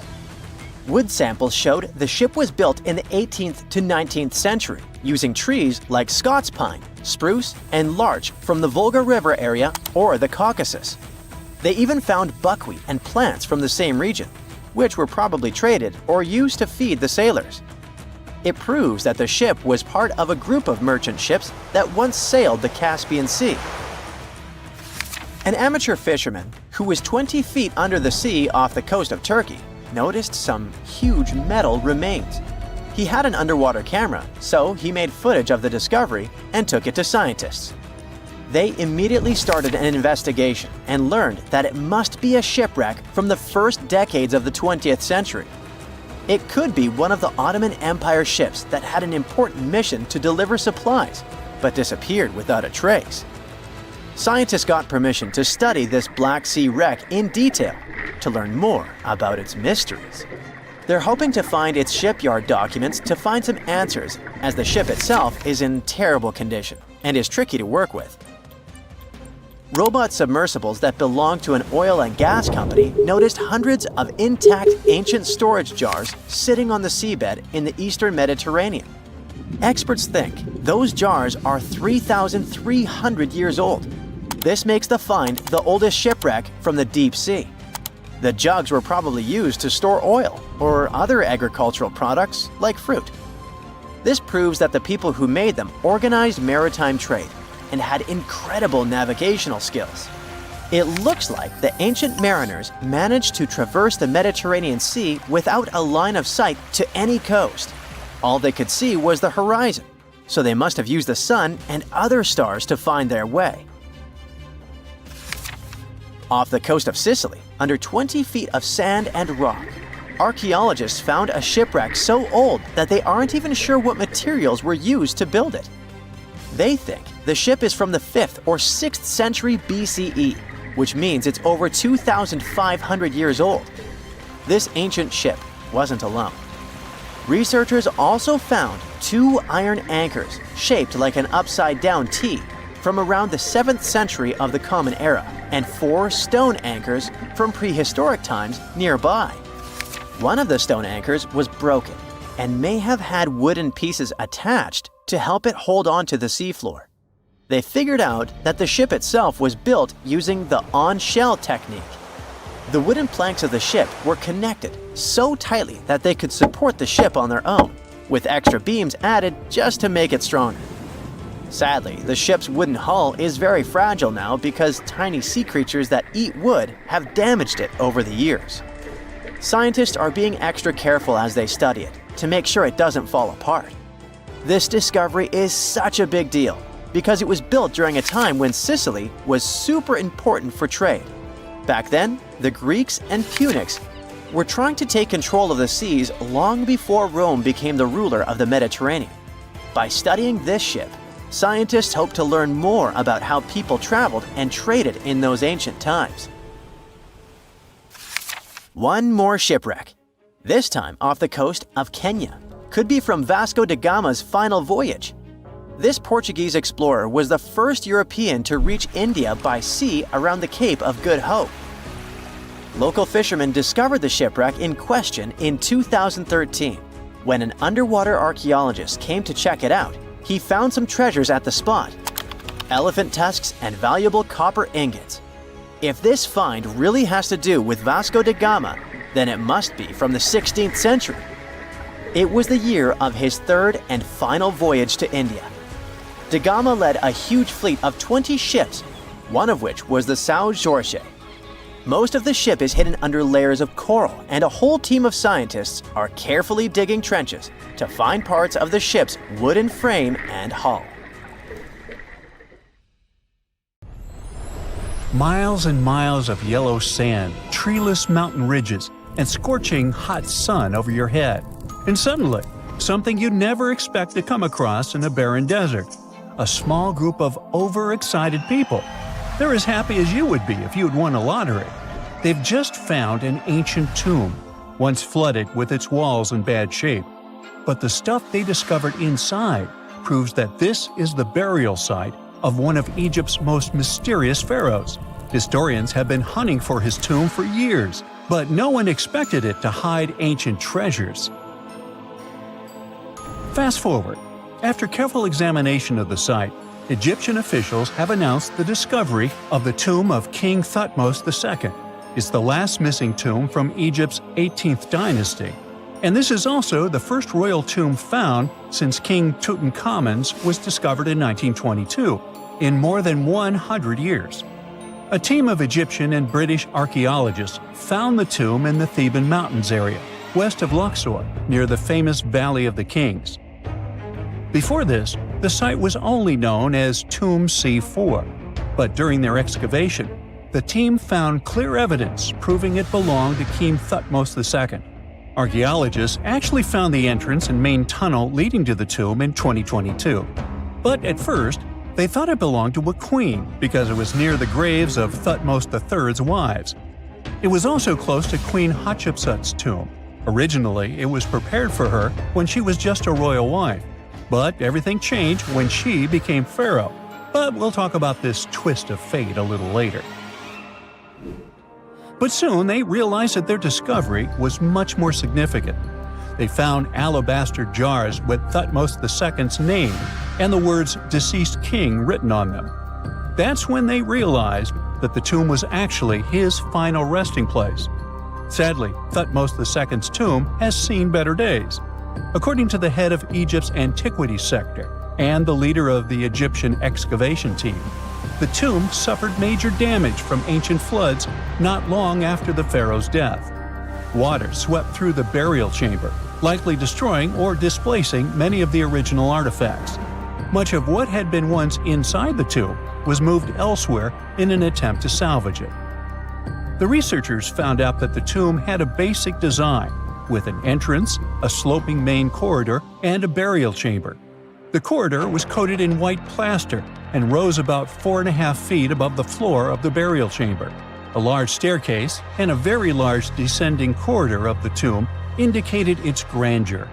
It took the team a long time to navigate through, though, as the tomb was blocked by flood debris and collapsed ceilings. Only after crawling through a 32-foot passageway with a small 16-inch gap at the top, the worst nightmare for those of us with claustrophobia, were they able to reach the burial chamber. There, they were in for another surprise. They cleared the debris, expecting to find the crushed remains of a burial beneath. But the tomb turned out to be completely empty, and it was not due to robbery. It had been deliberately emptied. The researchers soon realized that the tomb had been flooded since it had been built underneath a waterfall. It happened just a few years after the king's burial, so the contents of the tomb were moved to another location. That's why there was a second corridor in the tomb. It was most likely made to help remove King Thutmose II's body from his flooded tomb. Despite the damage, the excavation team made some really exciting discoveries. They found traces of mortar decorated with blue inscriptions, yellow stars, and fragments from the Book of Amduat, one of the most significant funerary texts in ancient Egypt. The book was meant to guide the deceased through the underworld, ensuring a safe journey to the afterlife. Now, how about we sneak a peek at ancient Egypt's 18th dynasty? It was all about conquering lands, expanding the empire, and building jaw-dropping monuments. Some of the biggest names from that era, Thutmose I and Thutmose III, both legendary warrior kings who left their mark in history. Thutmose I was a fierce fighter who led major military campaigns, pushing Egypt's border further south than ever before, all the way to the fourth cataract of the Nile. His victories gave Egypt access to new trade routes, stronger political ties, and more wealth. His conquests were so significant that they were recorded in the tombs of his top officials. Thutmose III, sometimes called Thutmose the Great, took things even further. He was not only an incredible military strategist, but also the commander of Pharaoh Hatshepsut's armies before becoming king himself. He led between 17 and 20 military campaigns, winning every single one and expanding Egypt's empire to its peak. He even created the world's first navy. Thutmose III is often remembered as Egypt's greatest warrior pharaoh. And sandwiched between these two powerhouses was Thutmose II, a pharaoh who doesn't get nearly as much attention. Hey, the middle child, right? His reign lasted only about 5 years before he passed away at around age 30 in 1479 BCE. He is kind of a mystery.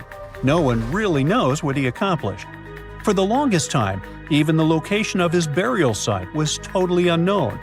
His body was actually found in the 19th century.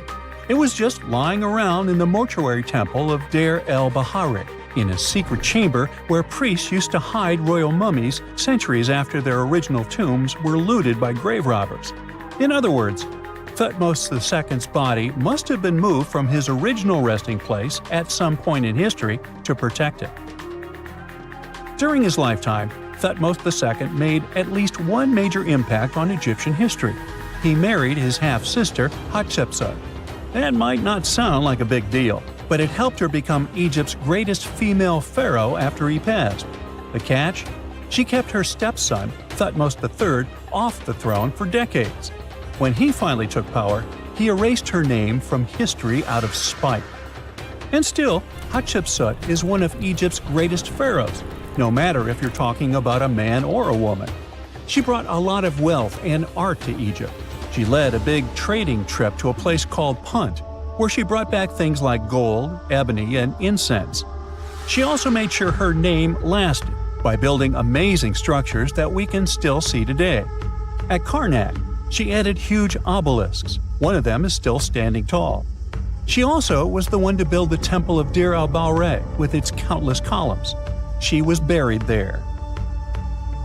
Interestingly, Hatshepsut was often shown in art as a man with muscles and a beard, like how pharaohs were usually depicted.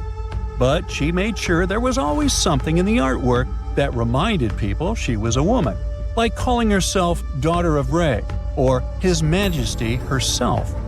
When she passed away in 1458 BCE, Egypt wouldn't have a female ruler as powerful as her until Cleopatra, about 1400 years later.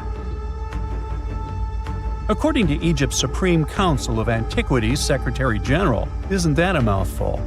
Hatshepsut's name actually appears in Thutmose II's tomb, meaning she might have even handled his burial. As for their final resting places, well, Hatshepsut was buried in the Valley of the Kings, and Thutmose II's mummy is now in the National Museum of Egyptian Civilization, alongside other ancient Egyptian rulers. It gives visitors a rare chance to see the remains of a nearly forgotten pharaoh. Now, experts consider the discovery of his tomb to be one of the most significant in recent years. The artifacts found there add important details to our understanding of the history of the region and Thutmose II's rule. And even though the tomb's design is fairly simple and follows the same architectural style preferred by later Egyptian rulers, its historical importance is undeniable. In any case, the mission isn't over yet. Archaeologists are now focusing on solving another mystery. Where did the rest of the tomb's contents end up? The team is determined to continue their search. Who knows what other secrets they will uncover that have remained hidden beneath the sands for thousands of years. This is not a dune set. This is a very real desert in Niger. Jado was probably built by the nomadic Sao people and is filled with ksars, which are fortified houses made of salt and clay, with giant walls and secret passages. Located deep in the desert, it was once a vital stop for trans-Saharan caravans, but is now a hotspot for smugglers and bandits. The site has been off-limits since 2002 due to its dangers. The origin of the ksars remain a mystery. No archaeological studies have been conducted, leaving many questions unanswered. Even today, shifting sands reveal and conceal parts of these ancient ruins, fueling local speculation about what might still be hidden beneath the desert. Speaking of connective tunnels, scientists were blown away by the discovery of lava tubes in Saudi Arabia. These underground passages form when molten lava cools down. Researchers believe that ancient nomadic groups may have utilized these tunnels to survive the super harsh desert climates. While excavating the tunnels, archaeologists uncovered artifacts, rock art, and skeletal remains. The art and animal bones show that the people who used the tunnels were probably sheep and goat herders. They're still piecing together whether these groups lived in the tunnels for extended periods or just used them as temporary shelters. The Great Pyramid of Giza has been standing for thousands of years, but it's still hiding secrets. Using special scanning technology, scientists found two hidden structures under an ancient burial ground. The first is a shallow L-shaped structure, and below it is a much larger space that could be a final resting place or a chamber. The smaller structure was filled with sand on purpose, while the deeper one might be an empty chamber. Experts believe the two are connected, possibly as an entrance leading to a secret chamber.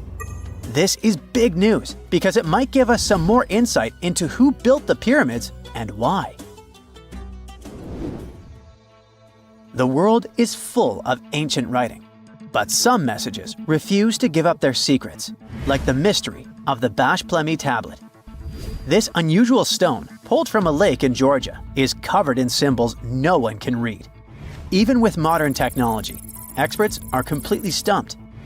The tablet is about the size of a book, with 60 symbols carefully carved into its surface, but 39 of them don't match any known language. Some resemble scripts from ancient civilizations in the Middle East, India, and Egypt, but none are an exact match. To make things even trickier, part of the tablet is broken off, meaning a piece of the puzzle is missing forever. To rule out a hoax, scientists studied the tablet closely. They confirmed it's made of vesicular basalt, an extremely tough local rock.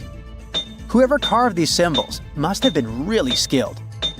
Based on similar archaeological finds, experts believe the tablet could date back thousands of years, possibly to the late Bronze or early Iron Age. Some symbols repeat, which could mean they're numbers. Maybe it's an inventory list, a record of battles, or even an offering to the deities. Until someone cracks the code, the Bash Plemi tablet remains an unsolved mystery from the depths of history. Experts are still stumped with what this Minoan disc might mean. The Phaistos disc is one of the most mysterious finds from the Minoan civilization. This 6-inch clay object, discovered in 1908, has strange spiral markings that no one has fully decoded yet.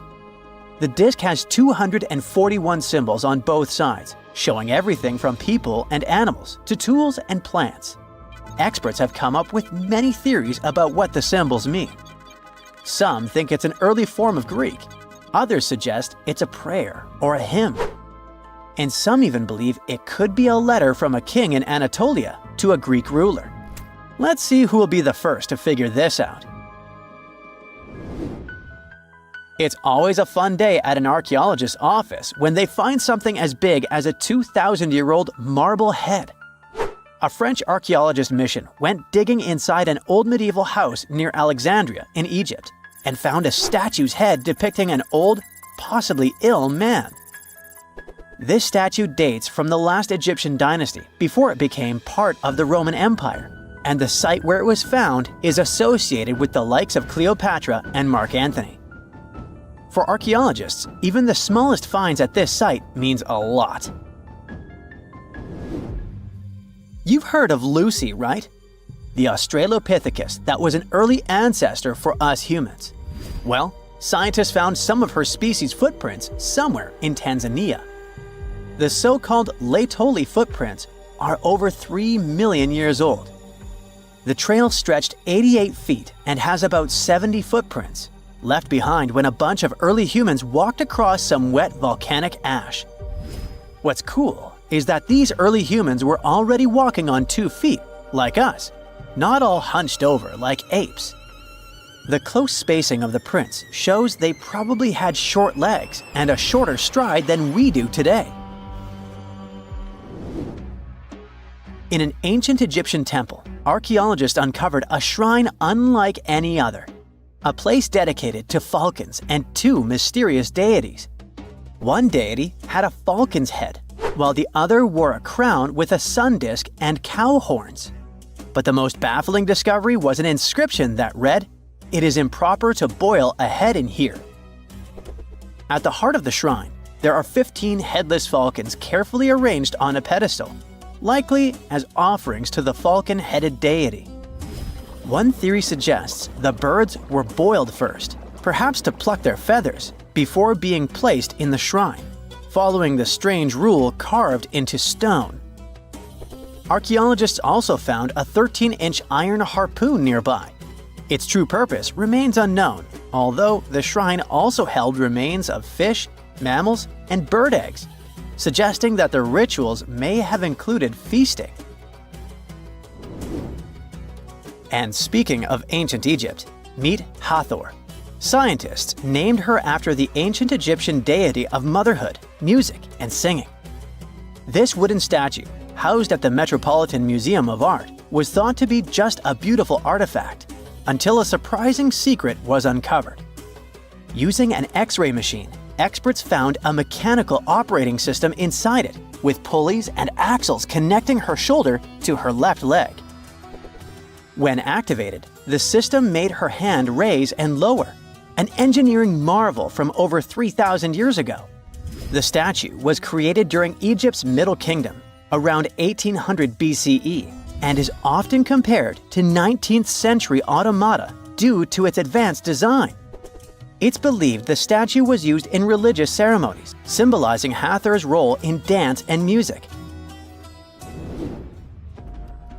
An unexpected discovery happened in northern Kuwait, where a Kuwaiti-Polish team uncovered a mysterious 7,500-year-old statue. The statue features an elongated skull, no mouth, narrow eyes, and a flattened nose. This feature is thought to be an Ophidian figurine, named after the Greek word for snake, and it was likely made by the Ubaid culture, a civilization known for their pottery skills. While no one knows exactly what role this weird statue played, it might have been linked to rituals or symbolic practices. Some scientists think these figurines, found in homes or final resting places, were tied to important cultural beliefs. We couldn't mention unresolved mysteries of this world without speaking about these elongated skulls. In the deserts of Peru, researchers uncovered 5 ancient skeletons, 2 with unnaturally elongated skulls. While head shaping was common in many cultures, these skulls defy explanation. Local legends tell tales of the so-called gentiles, a mysterious race banished underground by the powerful deities. Some say this is what the skulls represent. Others think this is some type of genetic anomaly, which was confirmed after finding an infant skull, too large to be artificially shaped. There you are, trekking across a desert on foot. It's hot, you're terribly thirsty, and now you gotta walk around this stupid wall. Wait, a wall in the middle of a sandy, lifeless nowhere? Exactly, a wall in the northern Saudi desert. Archaeologists have just made a super exciting discovery, and what they found was not just a single wall. No, it was a whole ancient walled city that might date back to 2400 BCE. They think this place was home to around 500 people and could have been used for 1,000 years. This discovery is groundbreaking. It means that the area could have been way more advanced than anyone expected. The city was well organized, with different zones for living, towers and strong walls for protection, and different sections for all kinds of daily life. This ancient city, now called Al-Nata, was basically an oasis town. And it's great since it can give us a peek into what life might have been like in this desert thousands of years ago. Apparently, they had clearly separated areas, like residential sections, a cemetery, farmland, and even a town center. This oasis city, found in the Khaybar area, is the first big organized settlement from the 2nd or 3rd millennium BCE that researchers have uncovered in northwestern Arabia. The first surveys show that this town, which covered about 6 acres, had several districts, including the residential area, the cemetery, and the legal one, with courts. The houses were set up in neat rows, all connected by small roads. Those streets kept the residential area separate from the rest of the town. Back then, most people in this region were nomadic herders, always moving around. But archaeologists have been sure that during the Bronze Age, Northwest Arabia had small walled towns and oasis centers scattered across it. These connected oasis towns were unique, offering secure places for people to live, store goods, and trade. They started showing the beginnings of urban planning, which hints that people of that time were already starting to settle down and organize communities more seriously. The research team estimated that there were about 50 homes in Al-Nata, but that number could go up to 70 as they keep digging. They think that a few hundred people lived there, and probably one of the coolest things is that some houses went up to 3 stories tall. Built on a slope near a couple of major trade routes, this city was set up in a prime spot. Now, one of the most impressive things about this place is its water supply. The oasis had springs and aquifers, which are underground water sources, and such conditions were perfect for farming. Those water sources meant residents could grow their own food, making the town self-sufficient. The outer walls probably helped control who could enter the town and get access to its resources. This settled way of life was an impressive shift from nomadic living to a more agro-pastoral lifestyle, which means a mix of farming and herding animals. Another find that supports this theory is a bunch of tools like grinding stones, mortars, and pestles discovered inside the town. People there must have ground grains and prepared food. They had a diet of cereals, meat, and milk from animals they raised themselves. These astonishing findings show that the inhabitants of the town could easily feed themselves and were surprisingly advanced for that time. Thanks to better access to Saudi Arabia in the past couple of decades, archaeologists now have a much clearer picture of what life there was like thousands of years ago. The most exciting thing is that Al-Nata might have been part of a whole network of similar fortified oasis towns spread across the region, and all of these connected sites could show us how trade routes and small settlements worked together at that time in that arid area. Now, at the same time, this recent discovery isn't the only one that has the scientific world buzzing with excitement. How about we visit Egypt and see for ourselves? After all, archaeologists have just found a stash of ancient Egyptian and Greek treasure underwater.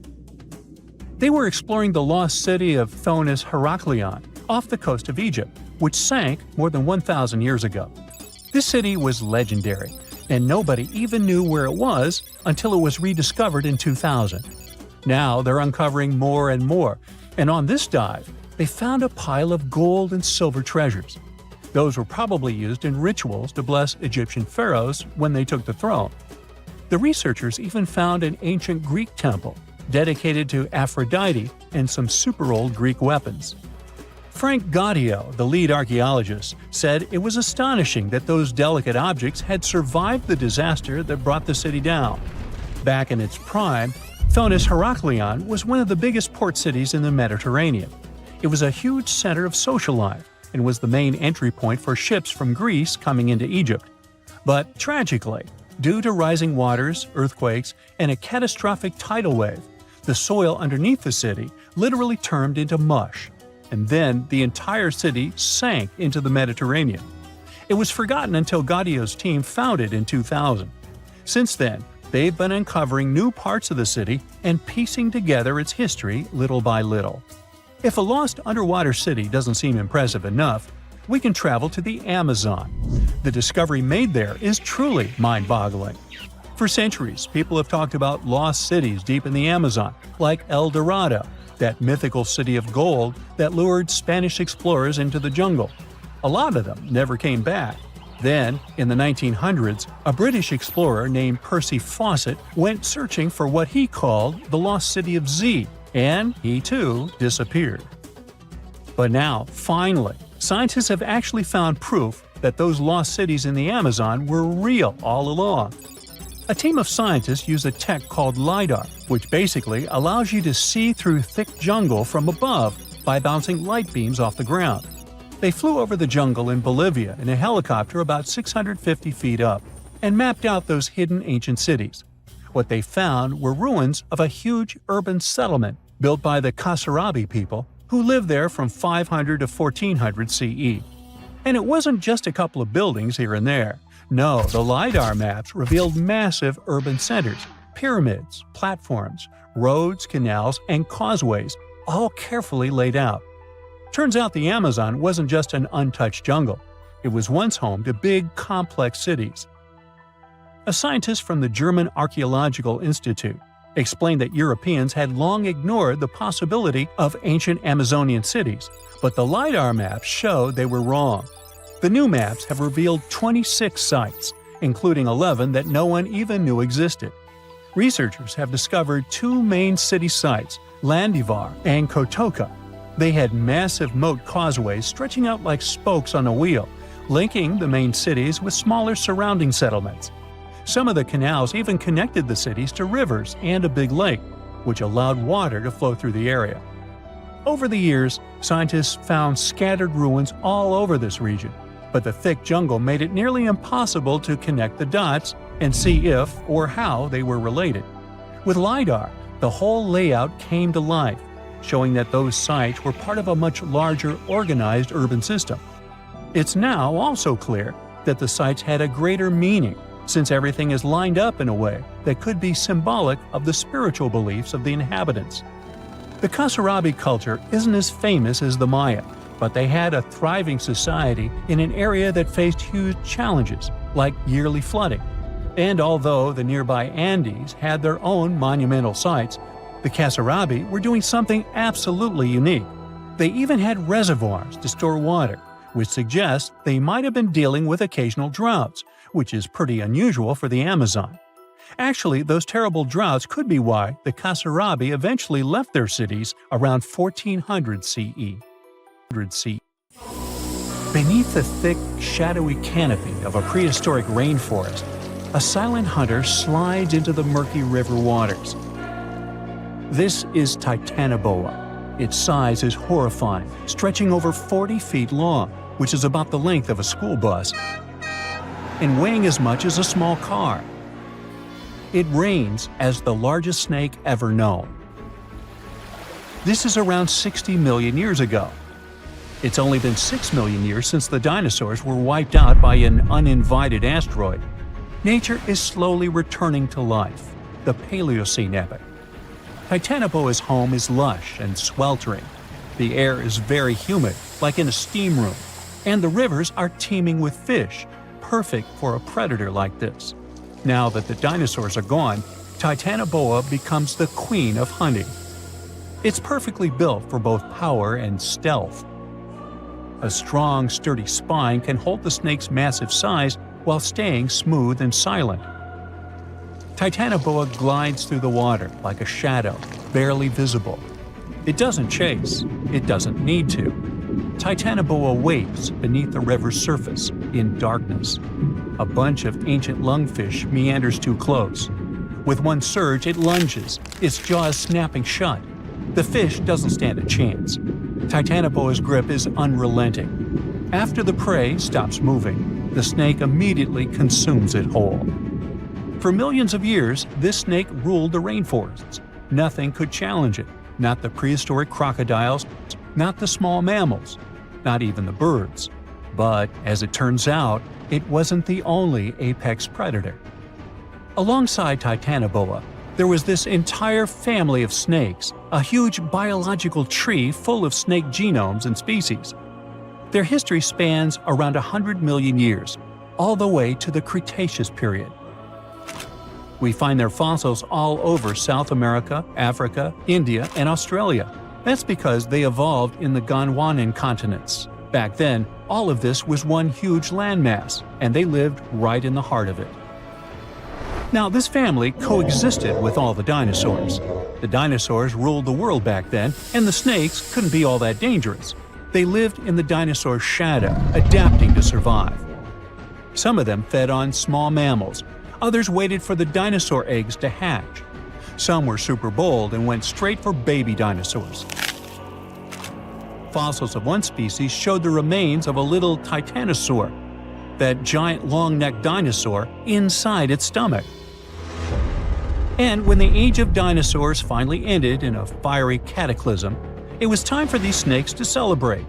After the asteroid disaster, the world entered a new era of heat and humidity. The warmer the climate, the easier it is for cold reptiles to thrive. Snakes, including Titanoboa, grew larger than ever, but so did the members of this family. All the snakes spread across continents, growing larger and scarier by the century. And eventually, Titanoboa stopped being the only ruler of jungles. Fast forward to about 47 million years ago. Now it's the Middle Eocene epoch, the tropical lowlands of what today is Western India. A lush, swampy place, full of rivers and pools. The earth was warmer, with turtles and crocodile-like creatures basking in the sun. And there evolved the largest and most fearsome predator of them all, Vasuki indicus. Even the name feels important. Vasuki, the serpent king of Hindu mythology, a colossal snake that's coiled around the neck of Lord Shiva, strong and loyal. And the indicus part is because the snake's fossils were discovered in India. Vasuki surpassed Titanoboa and grew to a jaw-dropping length of 50 feet, like a 4-story building. It also weighed as much as a small elephant. Unlike Titanoboa, who preferred to hunt in the rivers, Vasuki mostly hunted on land, though it still could venture into the water when needed. It prowled the marshy ground with quiet, calculated movements, blending with the dense undergrowth. Vasuki also ate crocodiles, massive turtles, and even early whales in local water pools. No one stood a chance. It had immense muscles and squeezed with unimaginable force. But the snake's jaws were much scarier. Unlike Titanoboa and today's pythons, Vasuki couldn't swallow massive prey whole. Instead, it ate them alive with its teeth, just like this. Fast and absolutely brutal, it was an apex predator of its time. And don't forget that we're not talking about one Titanoboa or one Vasuki. These snakes were part of entire populations.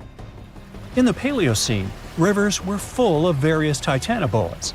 Some were younger, smaller ones, fighting for survival, while the oldest and largest ones dominated the waterways, in the same way as generations of Vasuki indicus competed with each other for thousands of years. Through the years, many siblings of this family got themselves a region to rule over. For example, alongside Vasuki, this big guy was thriving in northern Africa, in what is today's Egypt. Back then, this land was full of water and swamps. Before we learn more about other snakes, this one was considered the largest, about 36 feet long. That's still bigger than today's most powerful snakes, like the green anaconda. But then, we reached the Pleistocene epoch, from about 2.5 million years ago to only 11,000 years ago. Modern humans were evolving all over the world, and now the snakes had a new problem, an even worse one than dinosaurs. While we were developing brains, in Australia, there ruled the local king of snakes. Their names also come from legends. That's how indigenous Australians called their mythological rainbow serpent the creator of the world. It's like a problem of a chicken and an egg. Was the snake named after a deity, or did the Aboriginal people create their deity after a snake? Ancient Australians coexisted with those predators for thousands of years. They warned their children how to avoid dangerous spots, passing down stories of the terrifying serpents. In their legends, the great rainbow serpent was shaping the land, rivers, and features of the world. These legends were most likely inspired by the powerful nature of those snakes. If only they knew that these animals weren't even as huge as Vasuki or Titanoboa. Though they were still dangerous. Urlungor was up to 26 feet in length.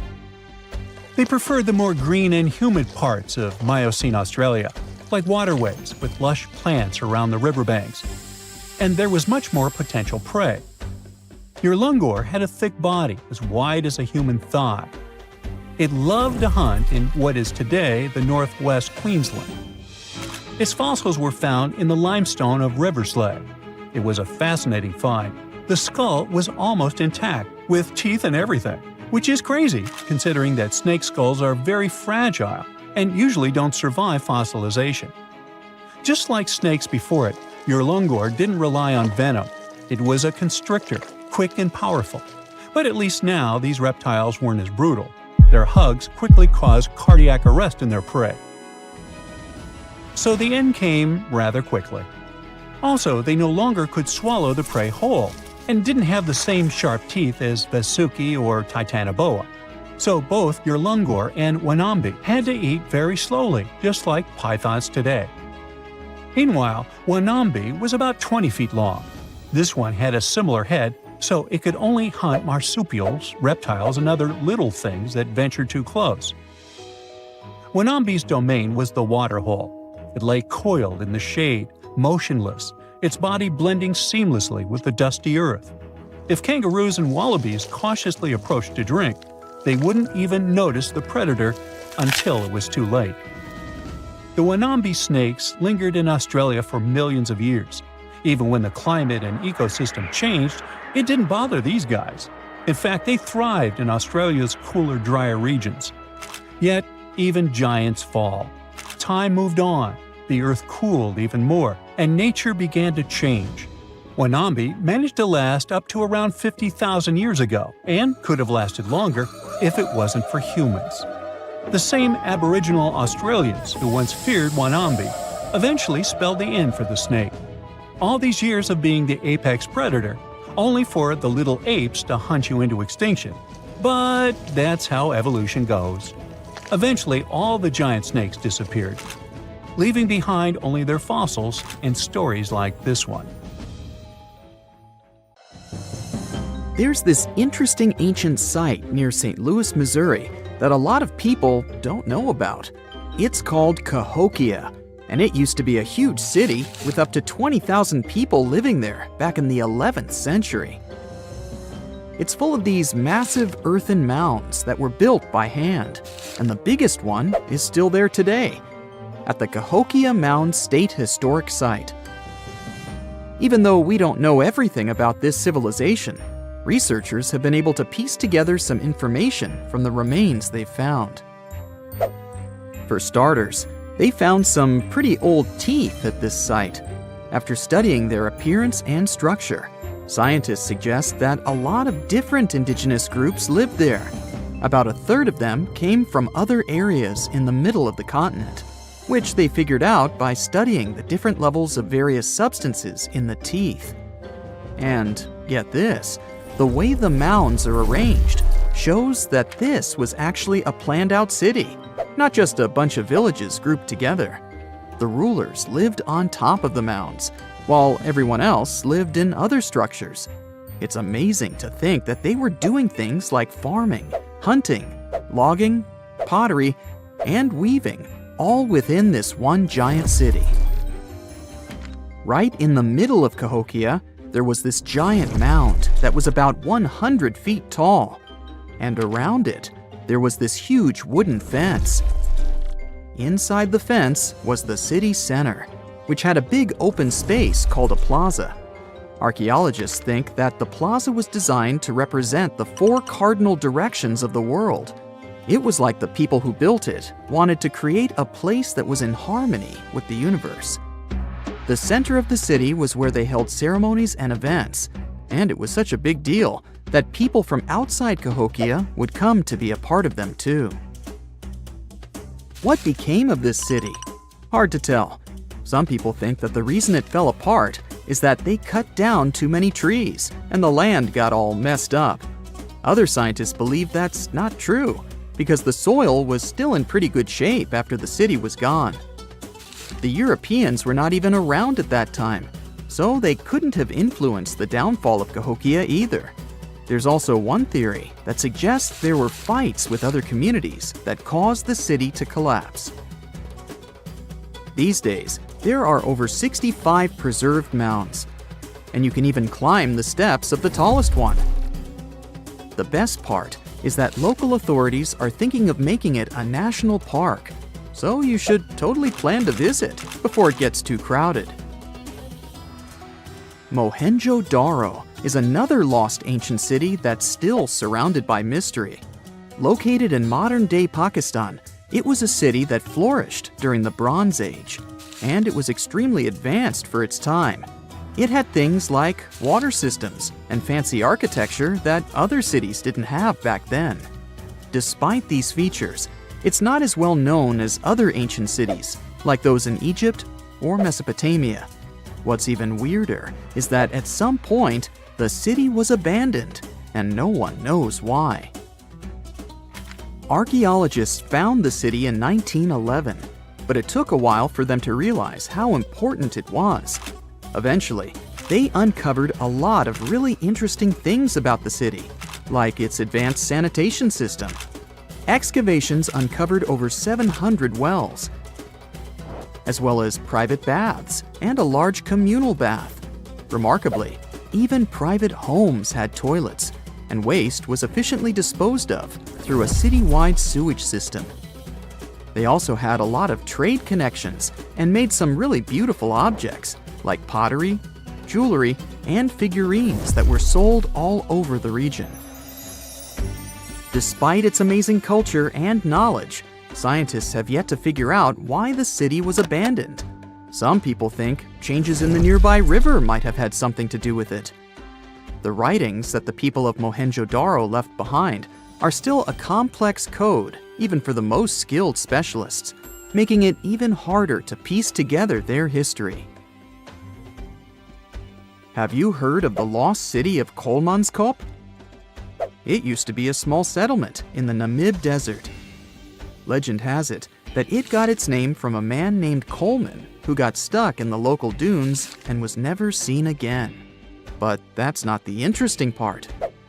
In 1908, a railway worker found a shiny stone and showed it to the chief railway foreman, who turned out to be a hobby mineralogist.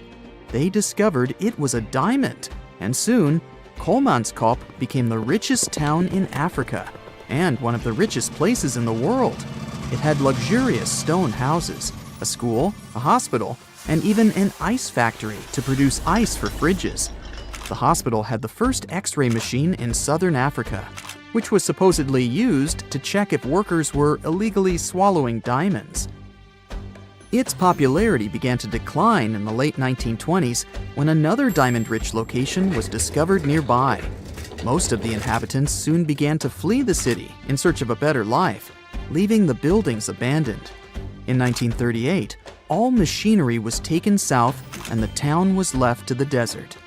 The last inhabitant left Kolmanskop between 1956 and 1960.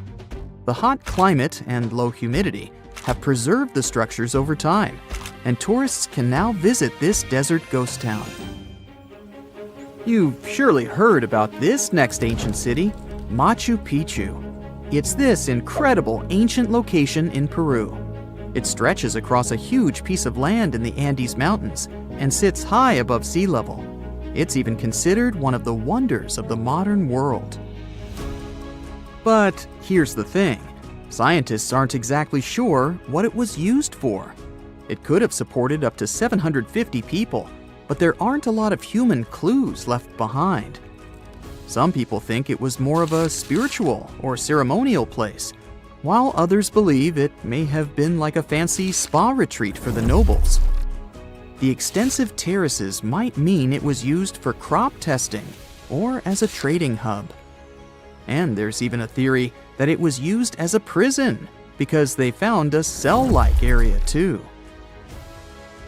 It's amazing that even today, archaeologists and historians are still puzzled about how it was built. Did you know that they probably didn't even use wheels for transportation?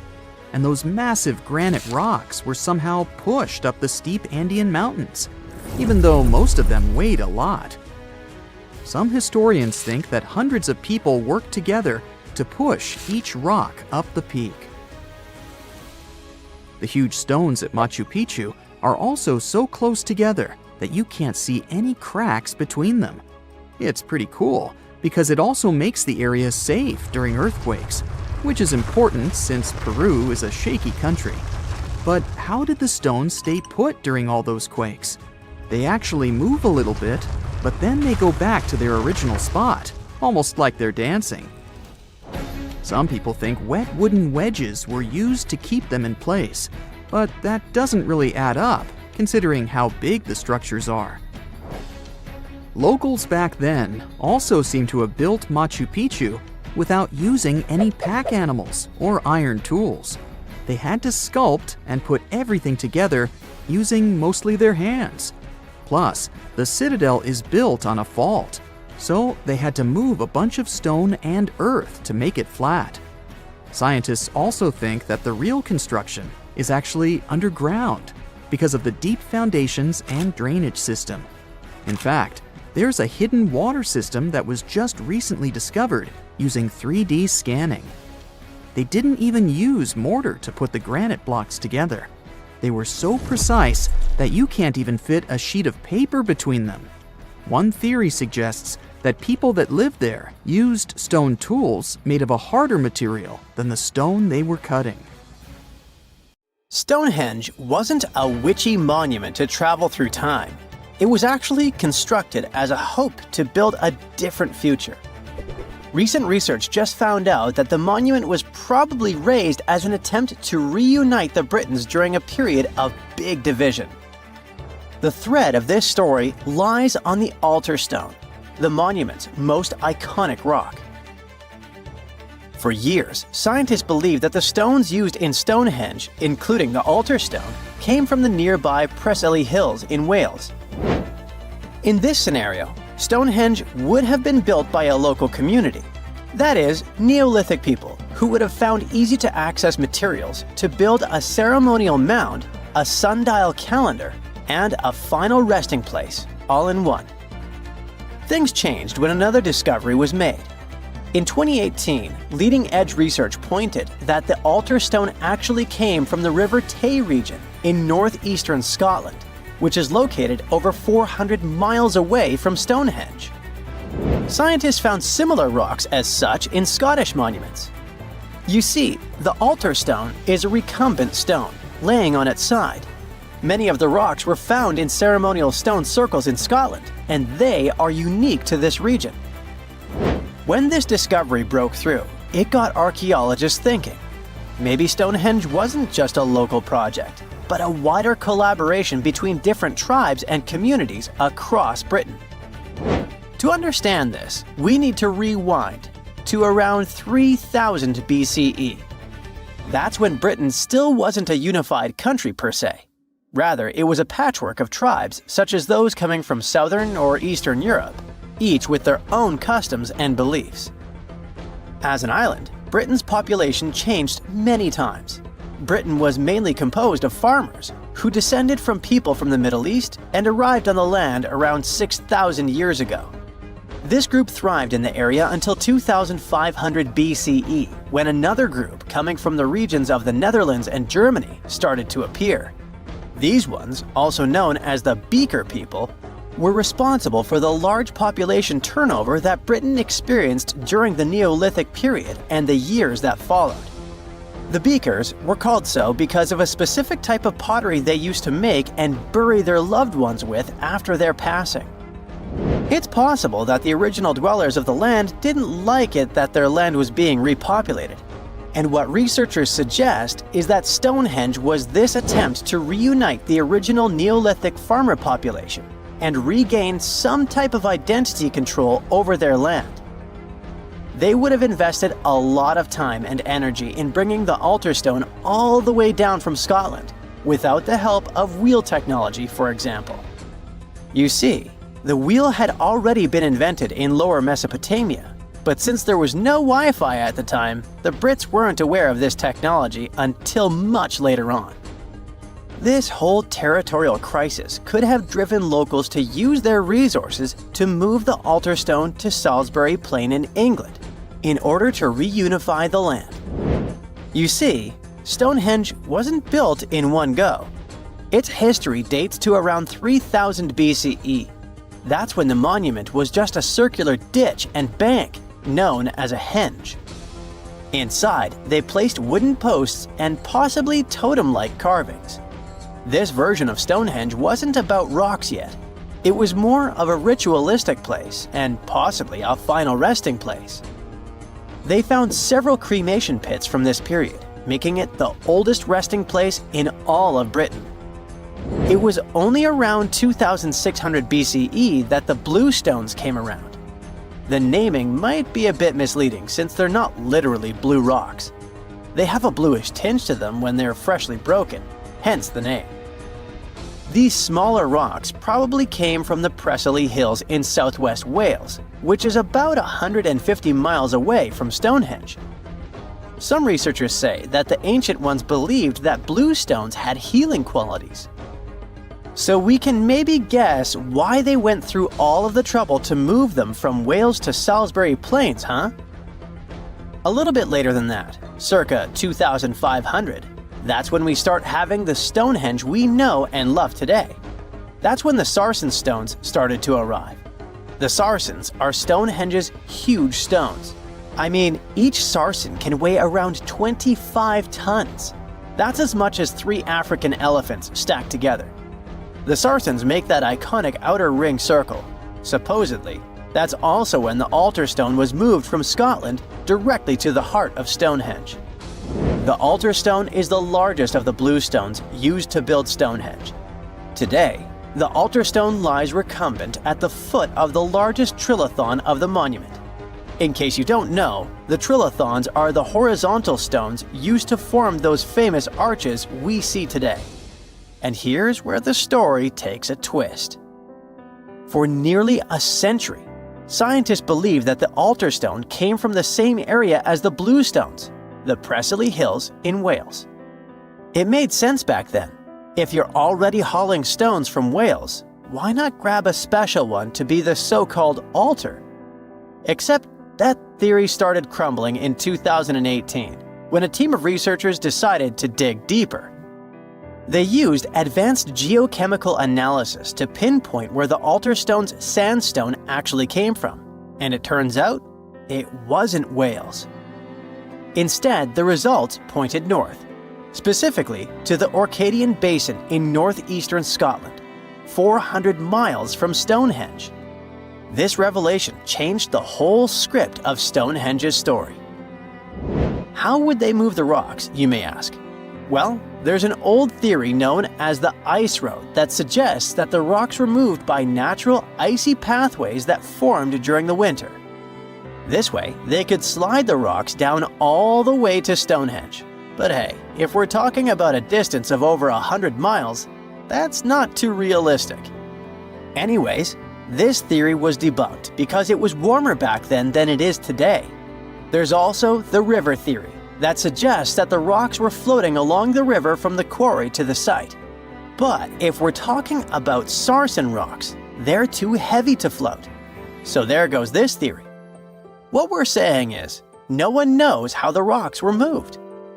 Another interesting info came from all the research done in Stonehenge.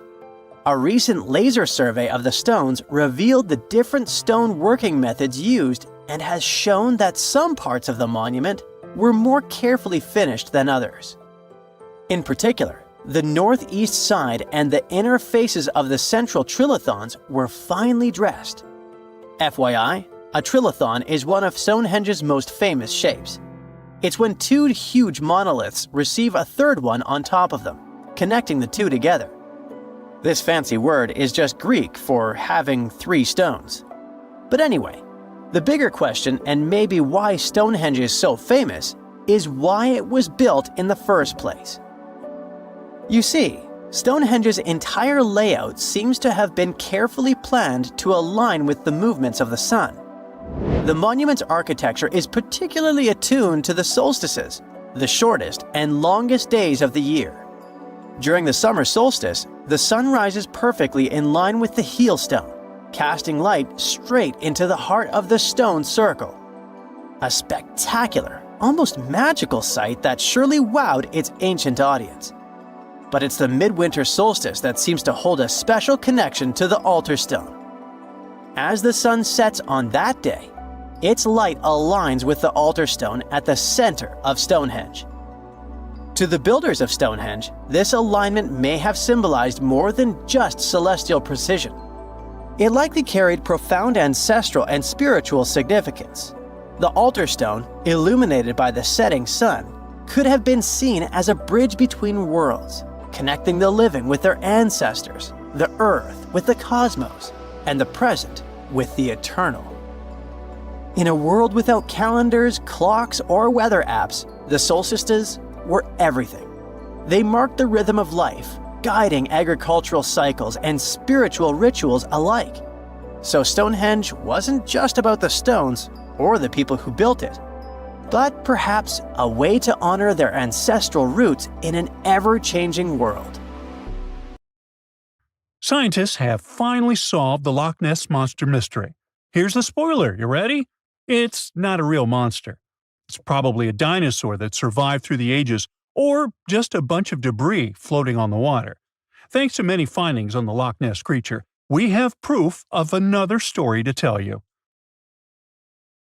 It was 1933 when a man named George Spicer and his wife were driving along the shores of Loch Ness. That's when they saw something massive with a long neck moving across the road. It looked like a creature straight out of the prehistoric era, a dinosaur-like beast unlike anything they'd ever seen. That was the moment that Loch Ness monster theories started spreading around like wildfire. One of the most famous Loch Ness Monster sightings came just a year later, in 1934, when a man took a photograph that became the most well-known image of Nessie. That's the nickname she was given. She? Anyways, the photo, known as the surgeon's photograph, showed a long-necked creature rising out of the water, and for years it convinced people that the monster was real. But years later, the truth came out. One of the men who helped take the photo confessed it was all a hoax. The photo had been staged after all. When the photo was published, it had been significantly cropped. This made the animal in the picture look much bigger than in real life, fueling the theories that the Loch Ness Monster did in fact exist. In the 1960s, one of the first big scientific attempts to investigate the mystery of the Loch Ness Monster happened. A research team took sonar equipment to the lake and spent hours scanning the waters in search of evidence of large creatures. What they found was puzzling. They recorded several objects moving deep in the loch, or lake, with no clear explanation as to what it was. Though the team didn't manage to capture anything definitive, this sighting helped fuel the belief that there was indeed something massive living in Loch Ness. After that, research about the mystery of the Loch Ness Monster kept popping up. In 1972, with the help of underwater photography, some researchers managed to capture strange images, which got people's hopes up for a minute. But the truth is, this early research about the Loch Ness Monster was far from conclusive. Now, of course, not everyone bought into the mystical, magical theories about the Loch Ness Monster. Theory 1, from a professor of zoology at Oxford University, has made it clear that the monster is a biological impossibility. Hey, my pediatrician said that about me, too. Meanwhile, he says that no skeletal remains have ever been found in the region. Plus, no fishermen have ever caught anything resembling the creature in their fishing nets. For him, this works as proof that it simply can't be real. When it comes to the famous photos of the Loch Ness Monster as evidence, well, that's pretty simple. The professor offers a more down-to-earth explanation. He argues that these images are either showing floating debris or birds, like cormorants, which have long necks and often appear to be low in the water. When people refute his suggestion, he takes us back to human psychology and explains that people often make mistakes and misjudge the size of things, especially when they just caught a glimpse of it, and even more so when they are hoping to see something specific. Now, many of those alleged photos depict an animal with a long neck and a small head, which has led some to believe that what they're seeing is a plesiosaur, a giant marine reptile that lived 215 million years ago and disappeared with the dinosaurs. The idea of a plesiosaur surviving all these years is a theory that's been around since the first sightings of the creature. But this researcher isn't buying it. He explains that no plesiosaur fossils have been found in the region dating to anything later than 66 million years ago. The idea of a prehistoric creature still lurking in the waters of Loch Ness just doesn't hold up scientifically. Then there's theory number 2, from a British naturalist who has spent over 50 years investigating the Loch Ness Monster phenomenon. His conclusion is a little less dramatic. He believes that most people who report sightings of long-necked creatures are misidentifying other animals. He suggests people think they are seeing a sea serpent. Reports of sightings from the Loch Ness Monster have been around since the 6th century CE, long before they were distilling Scotch whiskey or other explanations. Early reports of these sea serpents describe large creatures with long snake-like bodies and multiple humps. Some say the creatures were as big as boats, and many swore they saw something swimming in the waters. Many of these early sea serpent sightings may have been misunderstandings or exaggerations of normal animals in the loch, like large fish or even swimming birds. They could have been large eels, which are known to live in Loch Ness. These eels, especially when they're moving, might have given the impression of a long, undulating creature in the water. People who saw these eels from a distance, particularly in low light or misty conditions, might have mistaken them for something much more mysterious. Theory number 3 says something else. Nessie is just a series of standing waves. These happen when two boat wakes move in opposite directions, creating a big hump in the water that could look like a creature from a distance. Loch Ness enthusiasts even showed how it works with footage from Fort Augustus, where a river meets Loch Ness. These enthusiasts had big plans to use drones with infrared cameras and special underwater microphones to search the loch. Now, Loch Ness is massive, stretching around 23 miles long and more than 700 feet deep. So, they thought they needed drones and infrared cameras to put an end to this discussion. But despite everything, they haven't found Nessie. But it's not only the Loch Ness Monster that lacks scientific explanation. There have also been scores of sightings of Yetis and Sasquatches that no one can really explain. Folks have made movies, dreaming of finding the truth about these creatures. But, according to recent research and evidence, it looks unlikely that we'll ever find definitive evidence of their existence. Science says they can explain Sasquatch sightings, and this is how. Biologists who study wildlife using camera traps, which are set up in remote areas to capture images of passing animals, have long attempted to find elusive species. These cameras detect movement and snap pictures, providing invaluable data on the biodiversity of different ecosystems. As camera traps collect more photos over time, the number of species recorded grows. However, after a while, the number plateaus, suggesting that no new species are being detected. While it's impossible to claim 100% certainty, researchers say that after significant camera deployment, it's safe to say the likelihood of discovering new species, especially large ones like Bigfoot or the Yeti, drops significantly. Camera trap studies have been running for years in regions where these creatures are rumored to live, but so far, no conclusive evidence has surfaced. Instead, the supposed proof of Bigfoot or the Yeti often comes from blurry photos or shaky videos taken by individuals who claim to have encountered them. The scientific understanding of biology also makes the existence of Bigfoot highly unlikely. Often described as a great ape, Bigfoot would have had to evolve in North America. However, great apes evolved in Africa, and the only great ape to make it to the Americas is Homo sapiens, whose ancestors crossed the Bering Strait only about 16,000 years ago. This is far too short a time for a new species like Bigfoot to have evolved. While it may be disappointing for these mysterious creature enthusiasts, the scientific evidence points firmly toward the conclusion that creatures like Bigfoot and the Yeti are more fantasy than reality. After decades of extensive scientific research, it's safe to say that yes, science has solved the mystery of the Loch Ness Monster, and it's pure fiction. So, what do you think? Scientists have recently discovered Leonardo da Vinci's hidden passages under a medieval castle in Italy. They followed a newly found 15th century sketch by the creator of the Mona Lisa and found one of the unexplored architectural wonders from the age of the Renaissance. Construction of the Sforza Castle started back in 1358, but it was destroyed about a century later during a local crisis. Then, in 1450, Francesco Sforza, the Duke of Milan, decided to rebuild it on the old ruins. After he passed away, his son Ludovico took over and kept improving the castle. He brought in some of the best artists of the time, including Leonardo da Vinci, to decorate its walls. We can still see Leonardo's frescoes today in the Room of Wooden Boards. While he was working at the castle, Da Vinci also recorded some historical underground passages hidden beneath the outer wall. The drawing, dated between 1487 and 1490, was found at the Institut de France in Paris. The sketch is highly precise, and it proves that Leonardo was really interested in fortification design and was great at documenting existing structures.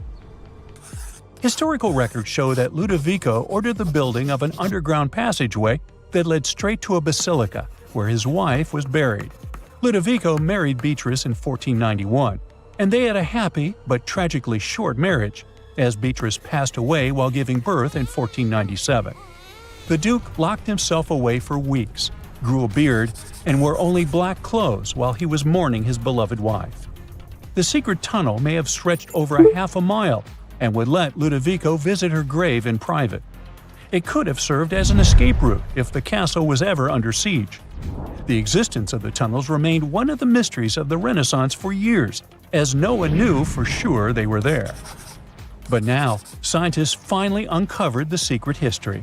They used a combination of ground-penetrating radar and laser scanning to build up an accurate 3D model of all the structures under the castle.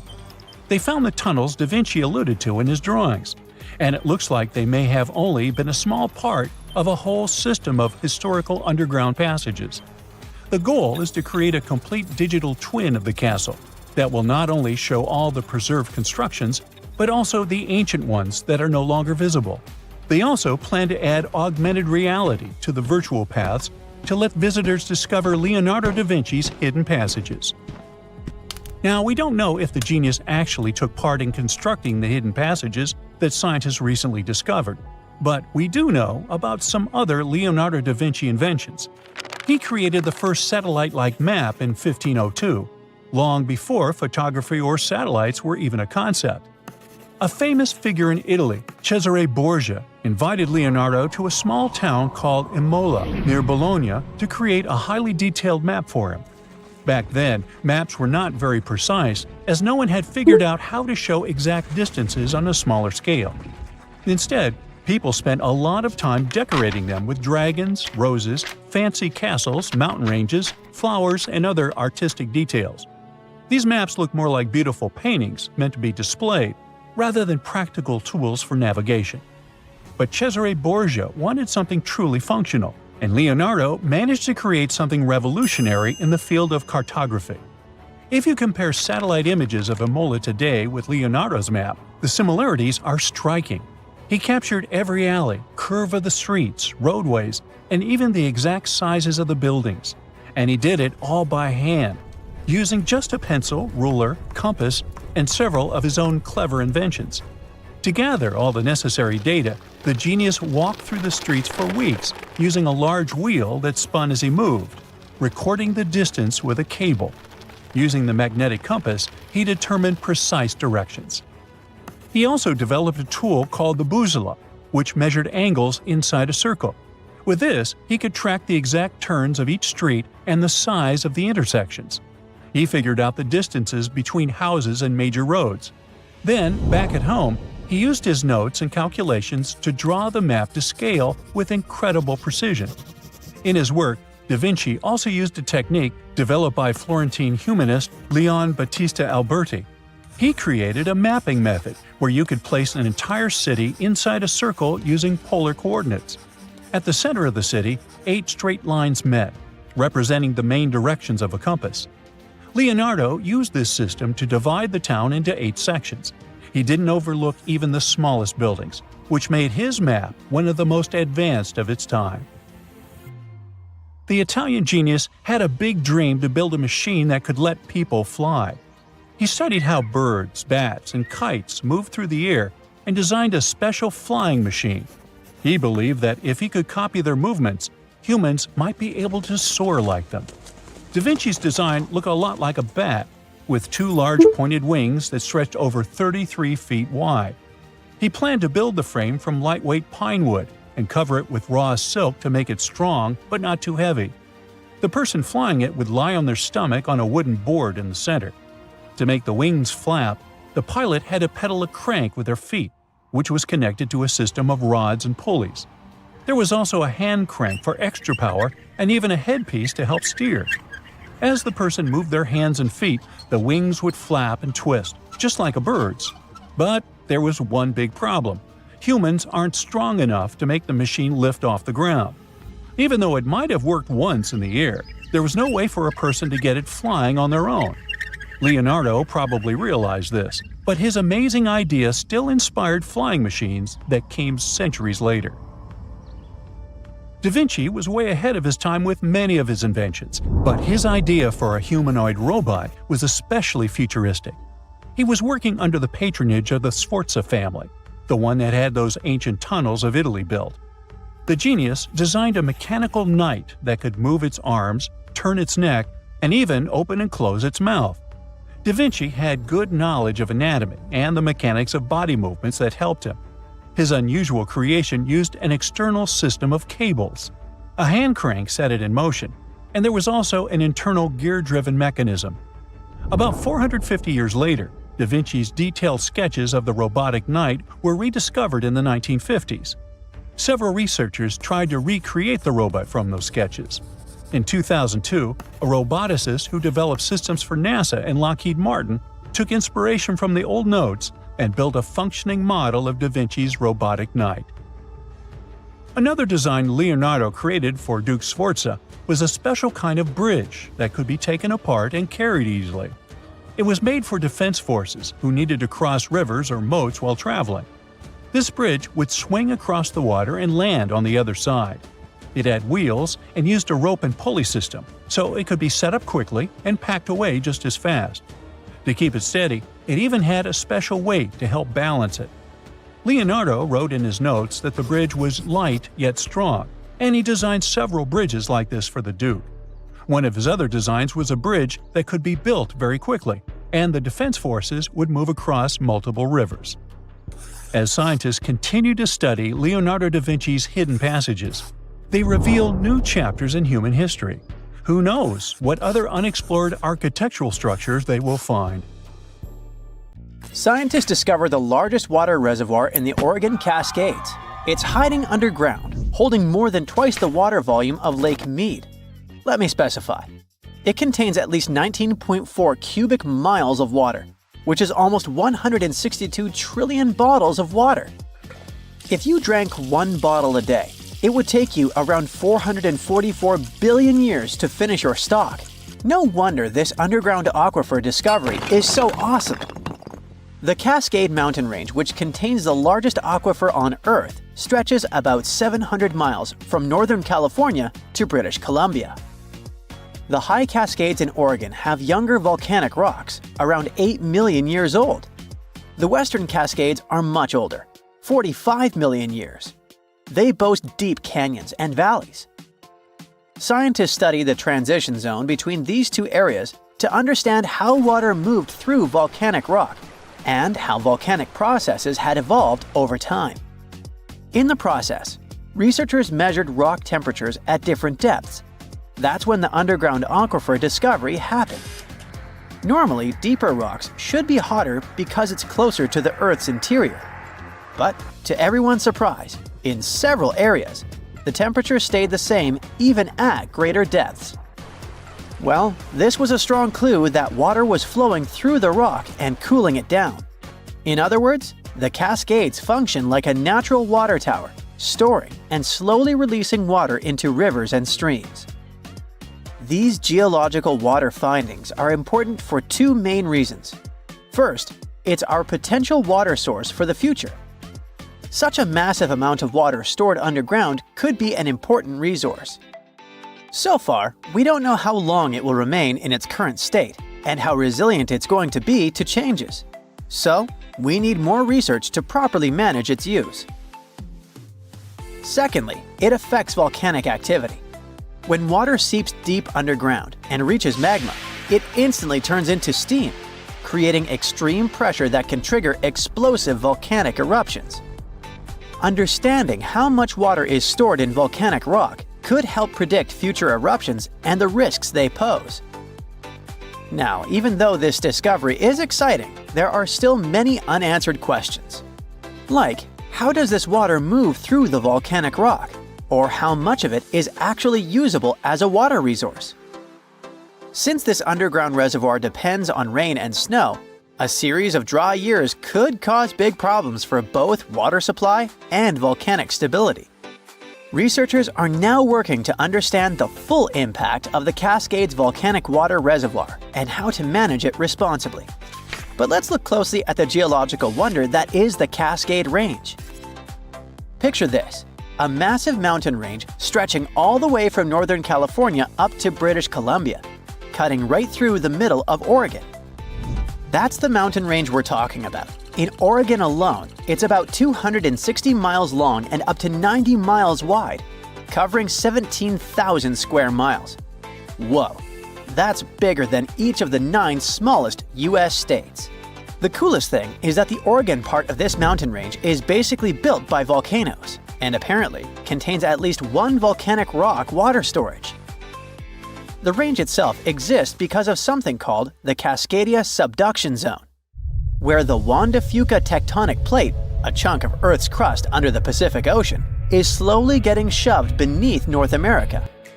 As it sinks, the intense heat and pressure force water out of the oceanic rock. It lowers the melting point of the surrounding mantle and creates magma. That magma rises up and fuels the Cascade volcanoes. This is part of the Ring of Fire, the giant belt of volcanoes circling the Pacific. So, in a way, the Cascades are part of a much bigger volcanic system that's constantly shifting and changing.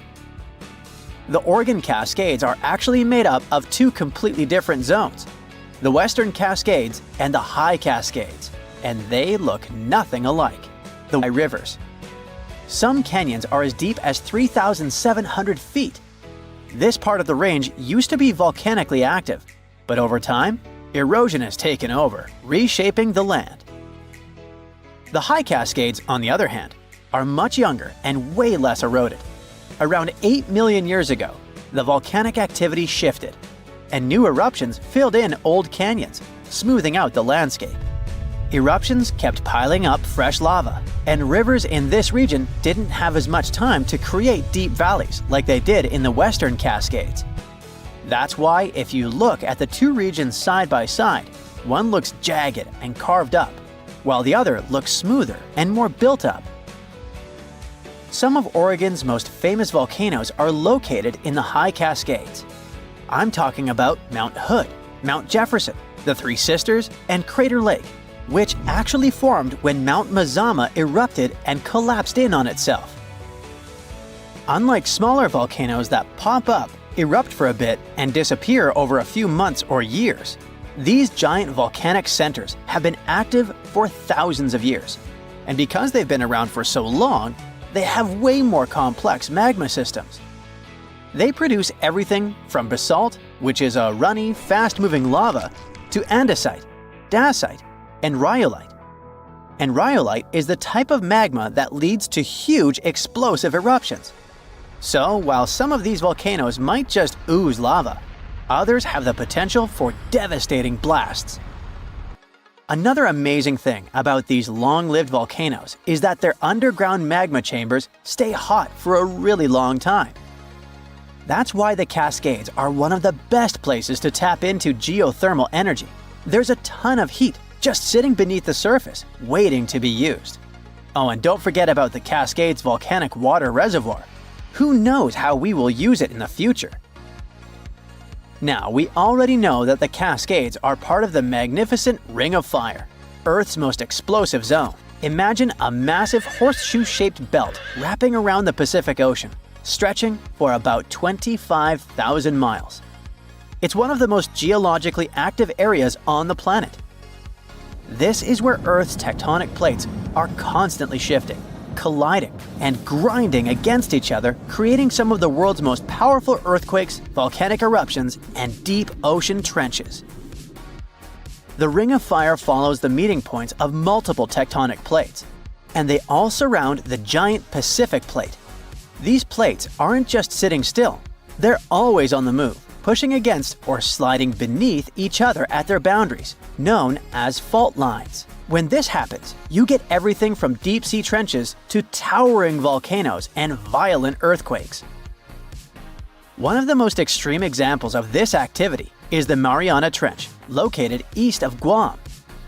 At 7 miles deep, it's the deepest ocean trench on Earth. It was formed by a process called subduction, where one tectonic plate is forced beneath another, sinking deep into the Earth's mantle.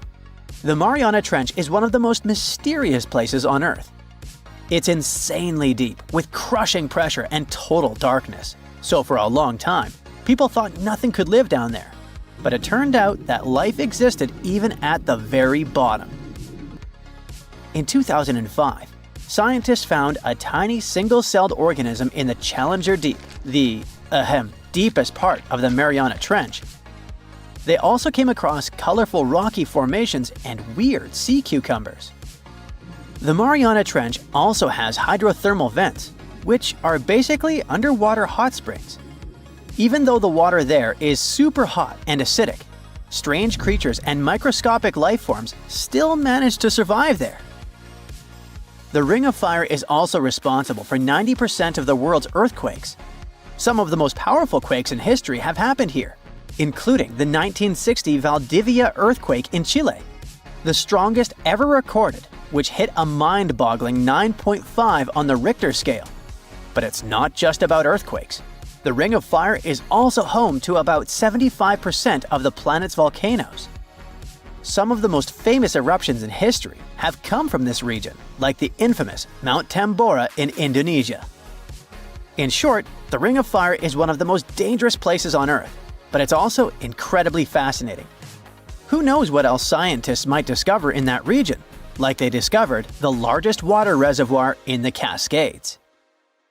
It's dark, and it's hot, and it's difficult to breathe deep underground in Karowe Mine in the heart of Botswana. It's been countless hours since your shift started, and yet another rock in your hands doesn't look promising. On the other hand, there is a tiny chance that it's the largest diamond you've ever found. You decide to inform your Canadian bosses from Lucara Diamond Corp. And bingo! The stone you found turns out to be a breathtaking 2,492 carat diamond, the second largest ever found. Now, the average engagement ring size is 1.7 carats.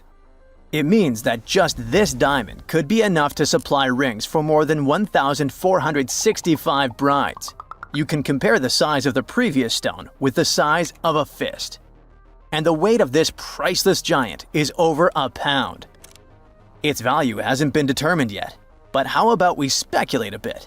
So, another diamond from the same mine, called the Constellation, was sold for $63 million in 2016.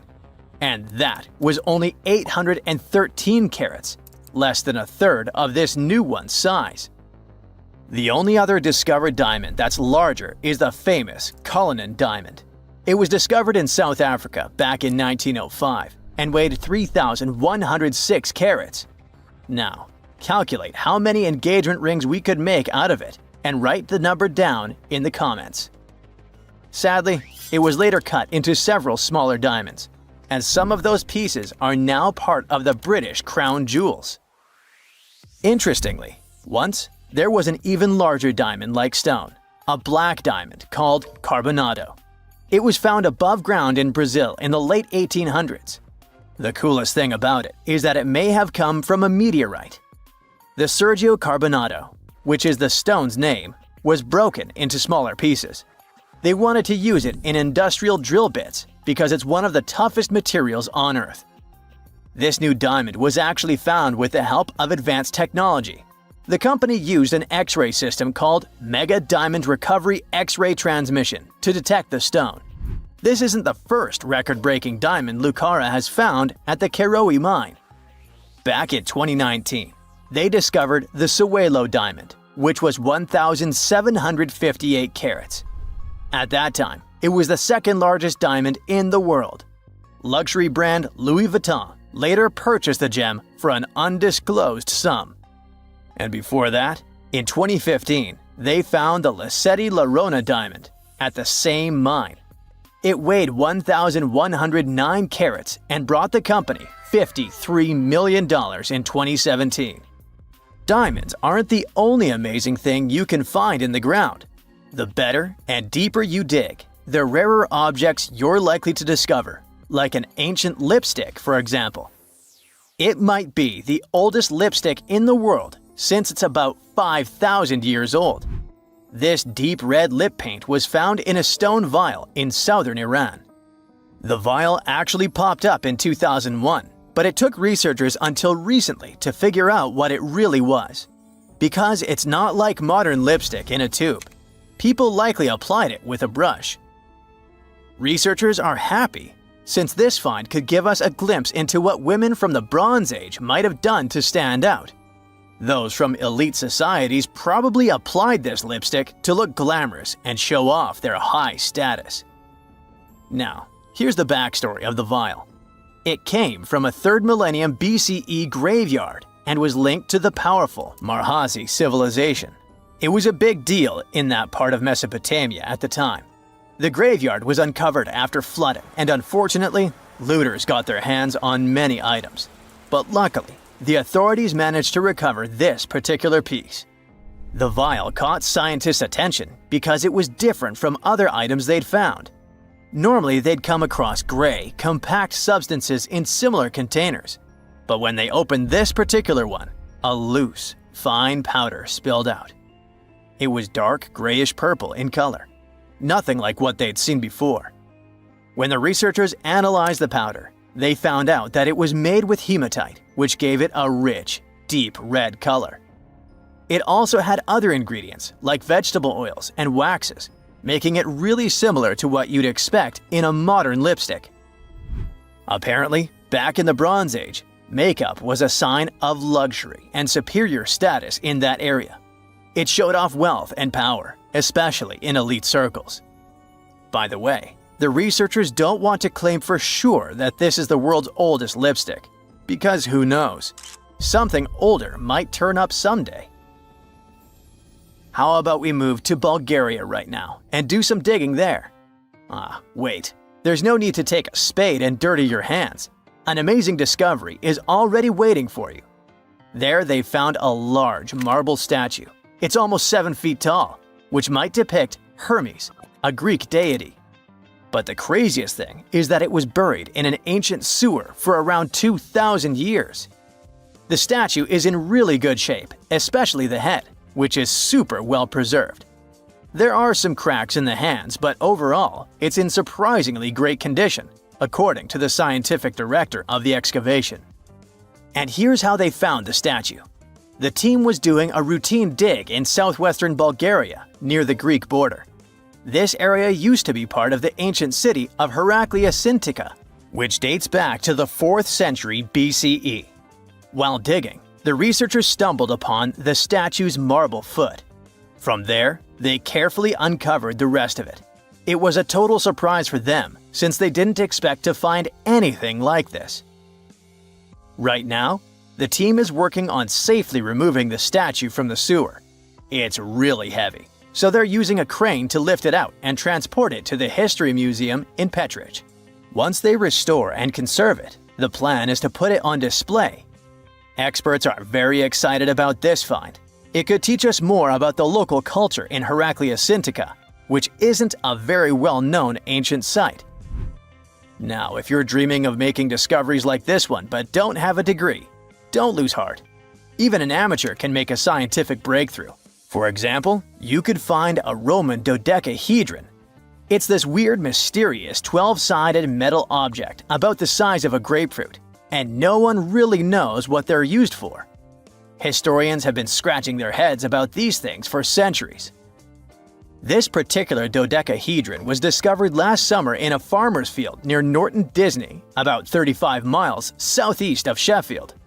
A group of volunteers had already found Roman coins and brooches in the area, so they knew the field might hold more treasures. A geophysical survey had shown areas underground where the Earth's magnetic field was disturbed, hinting that something might have been hidden there. The team started digging trenches during a 2-week excavation.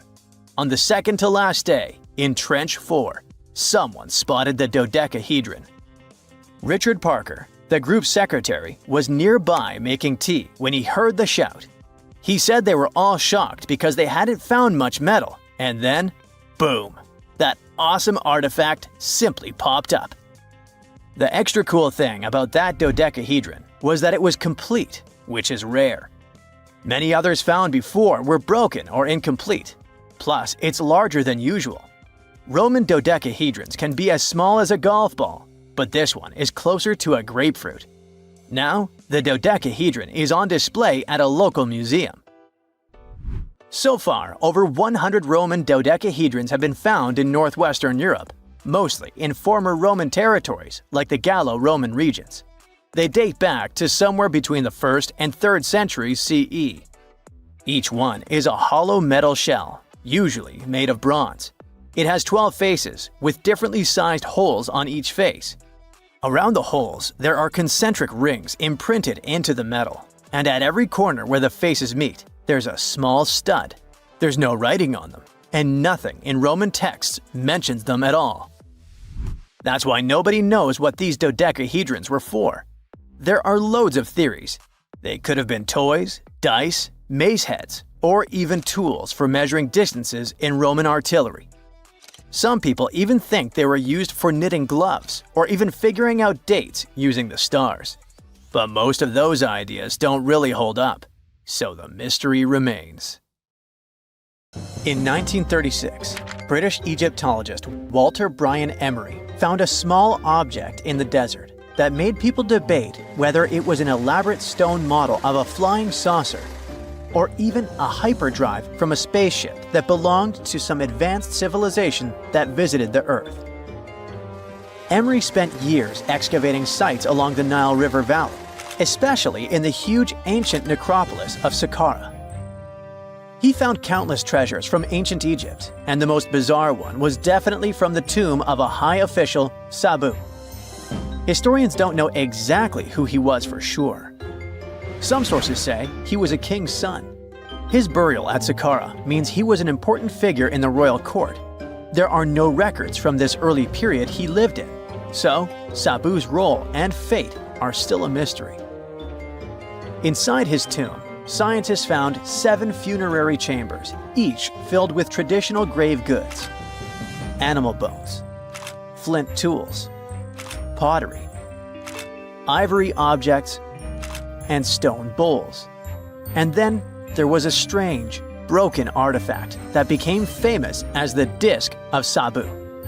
It resembles a shallow, round-bottomed bowl, but with 3 delicately carved, curved lobes spaced roughly 120 degrees apart around its perimeter. These lobes are separated by 3 holes, and at the center, there's a thin tube.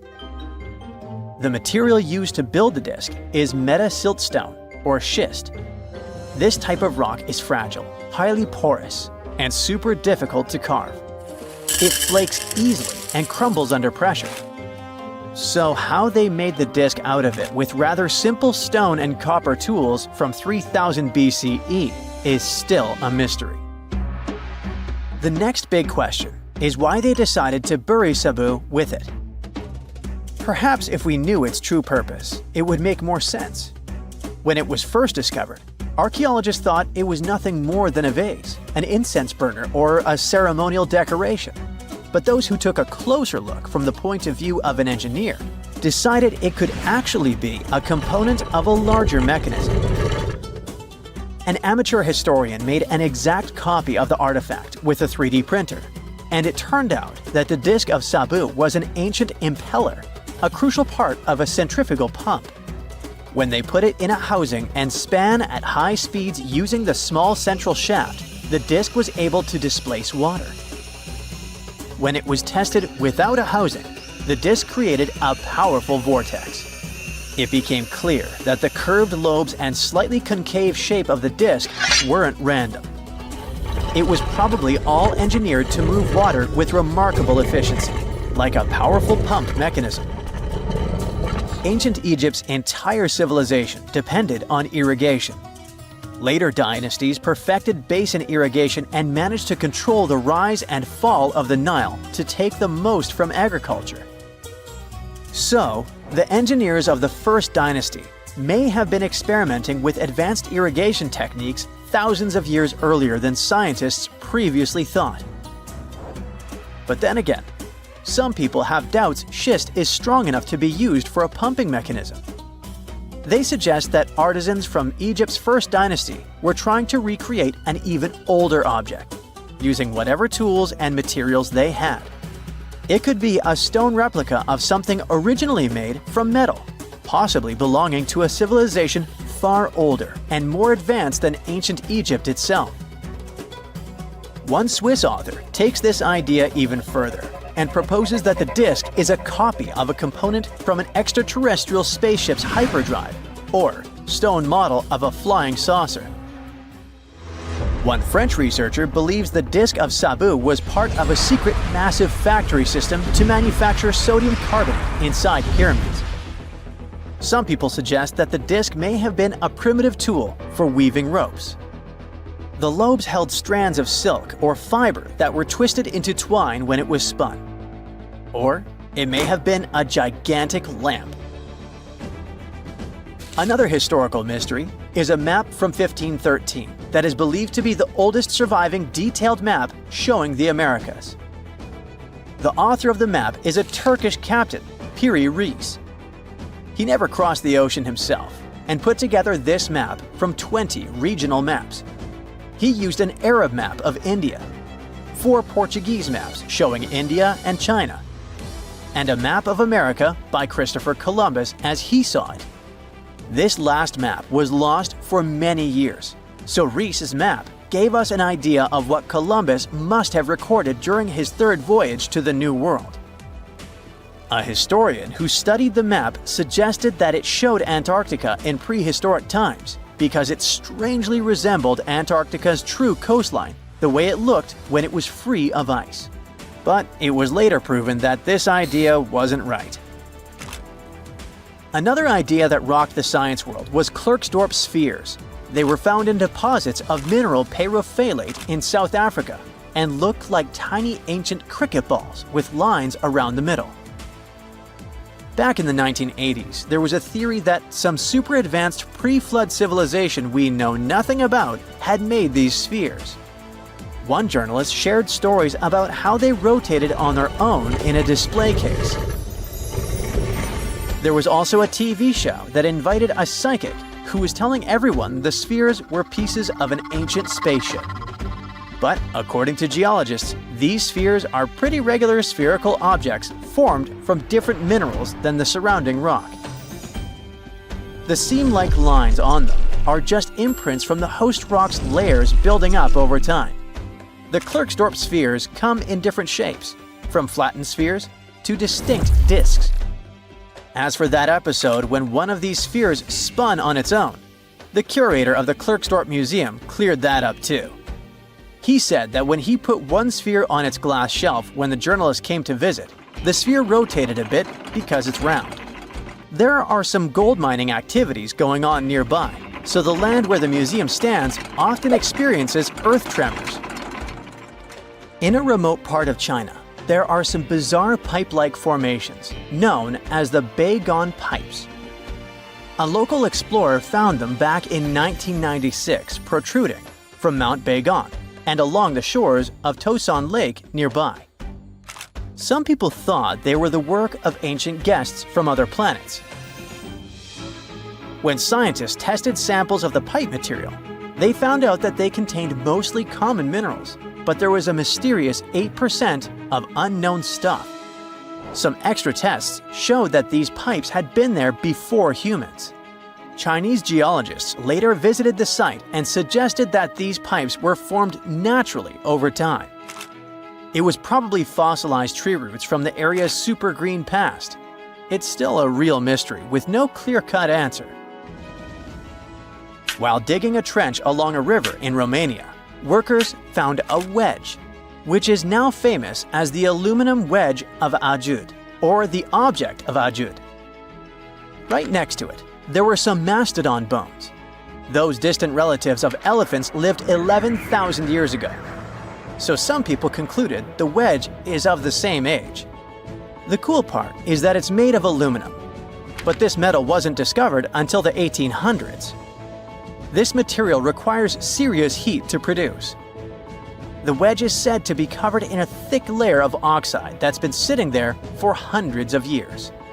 Some folks believe this wedge must have crash-landed here on a spacecraft from some other planet.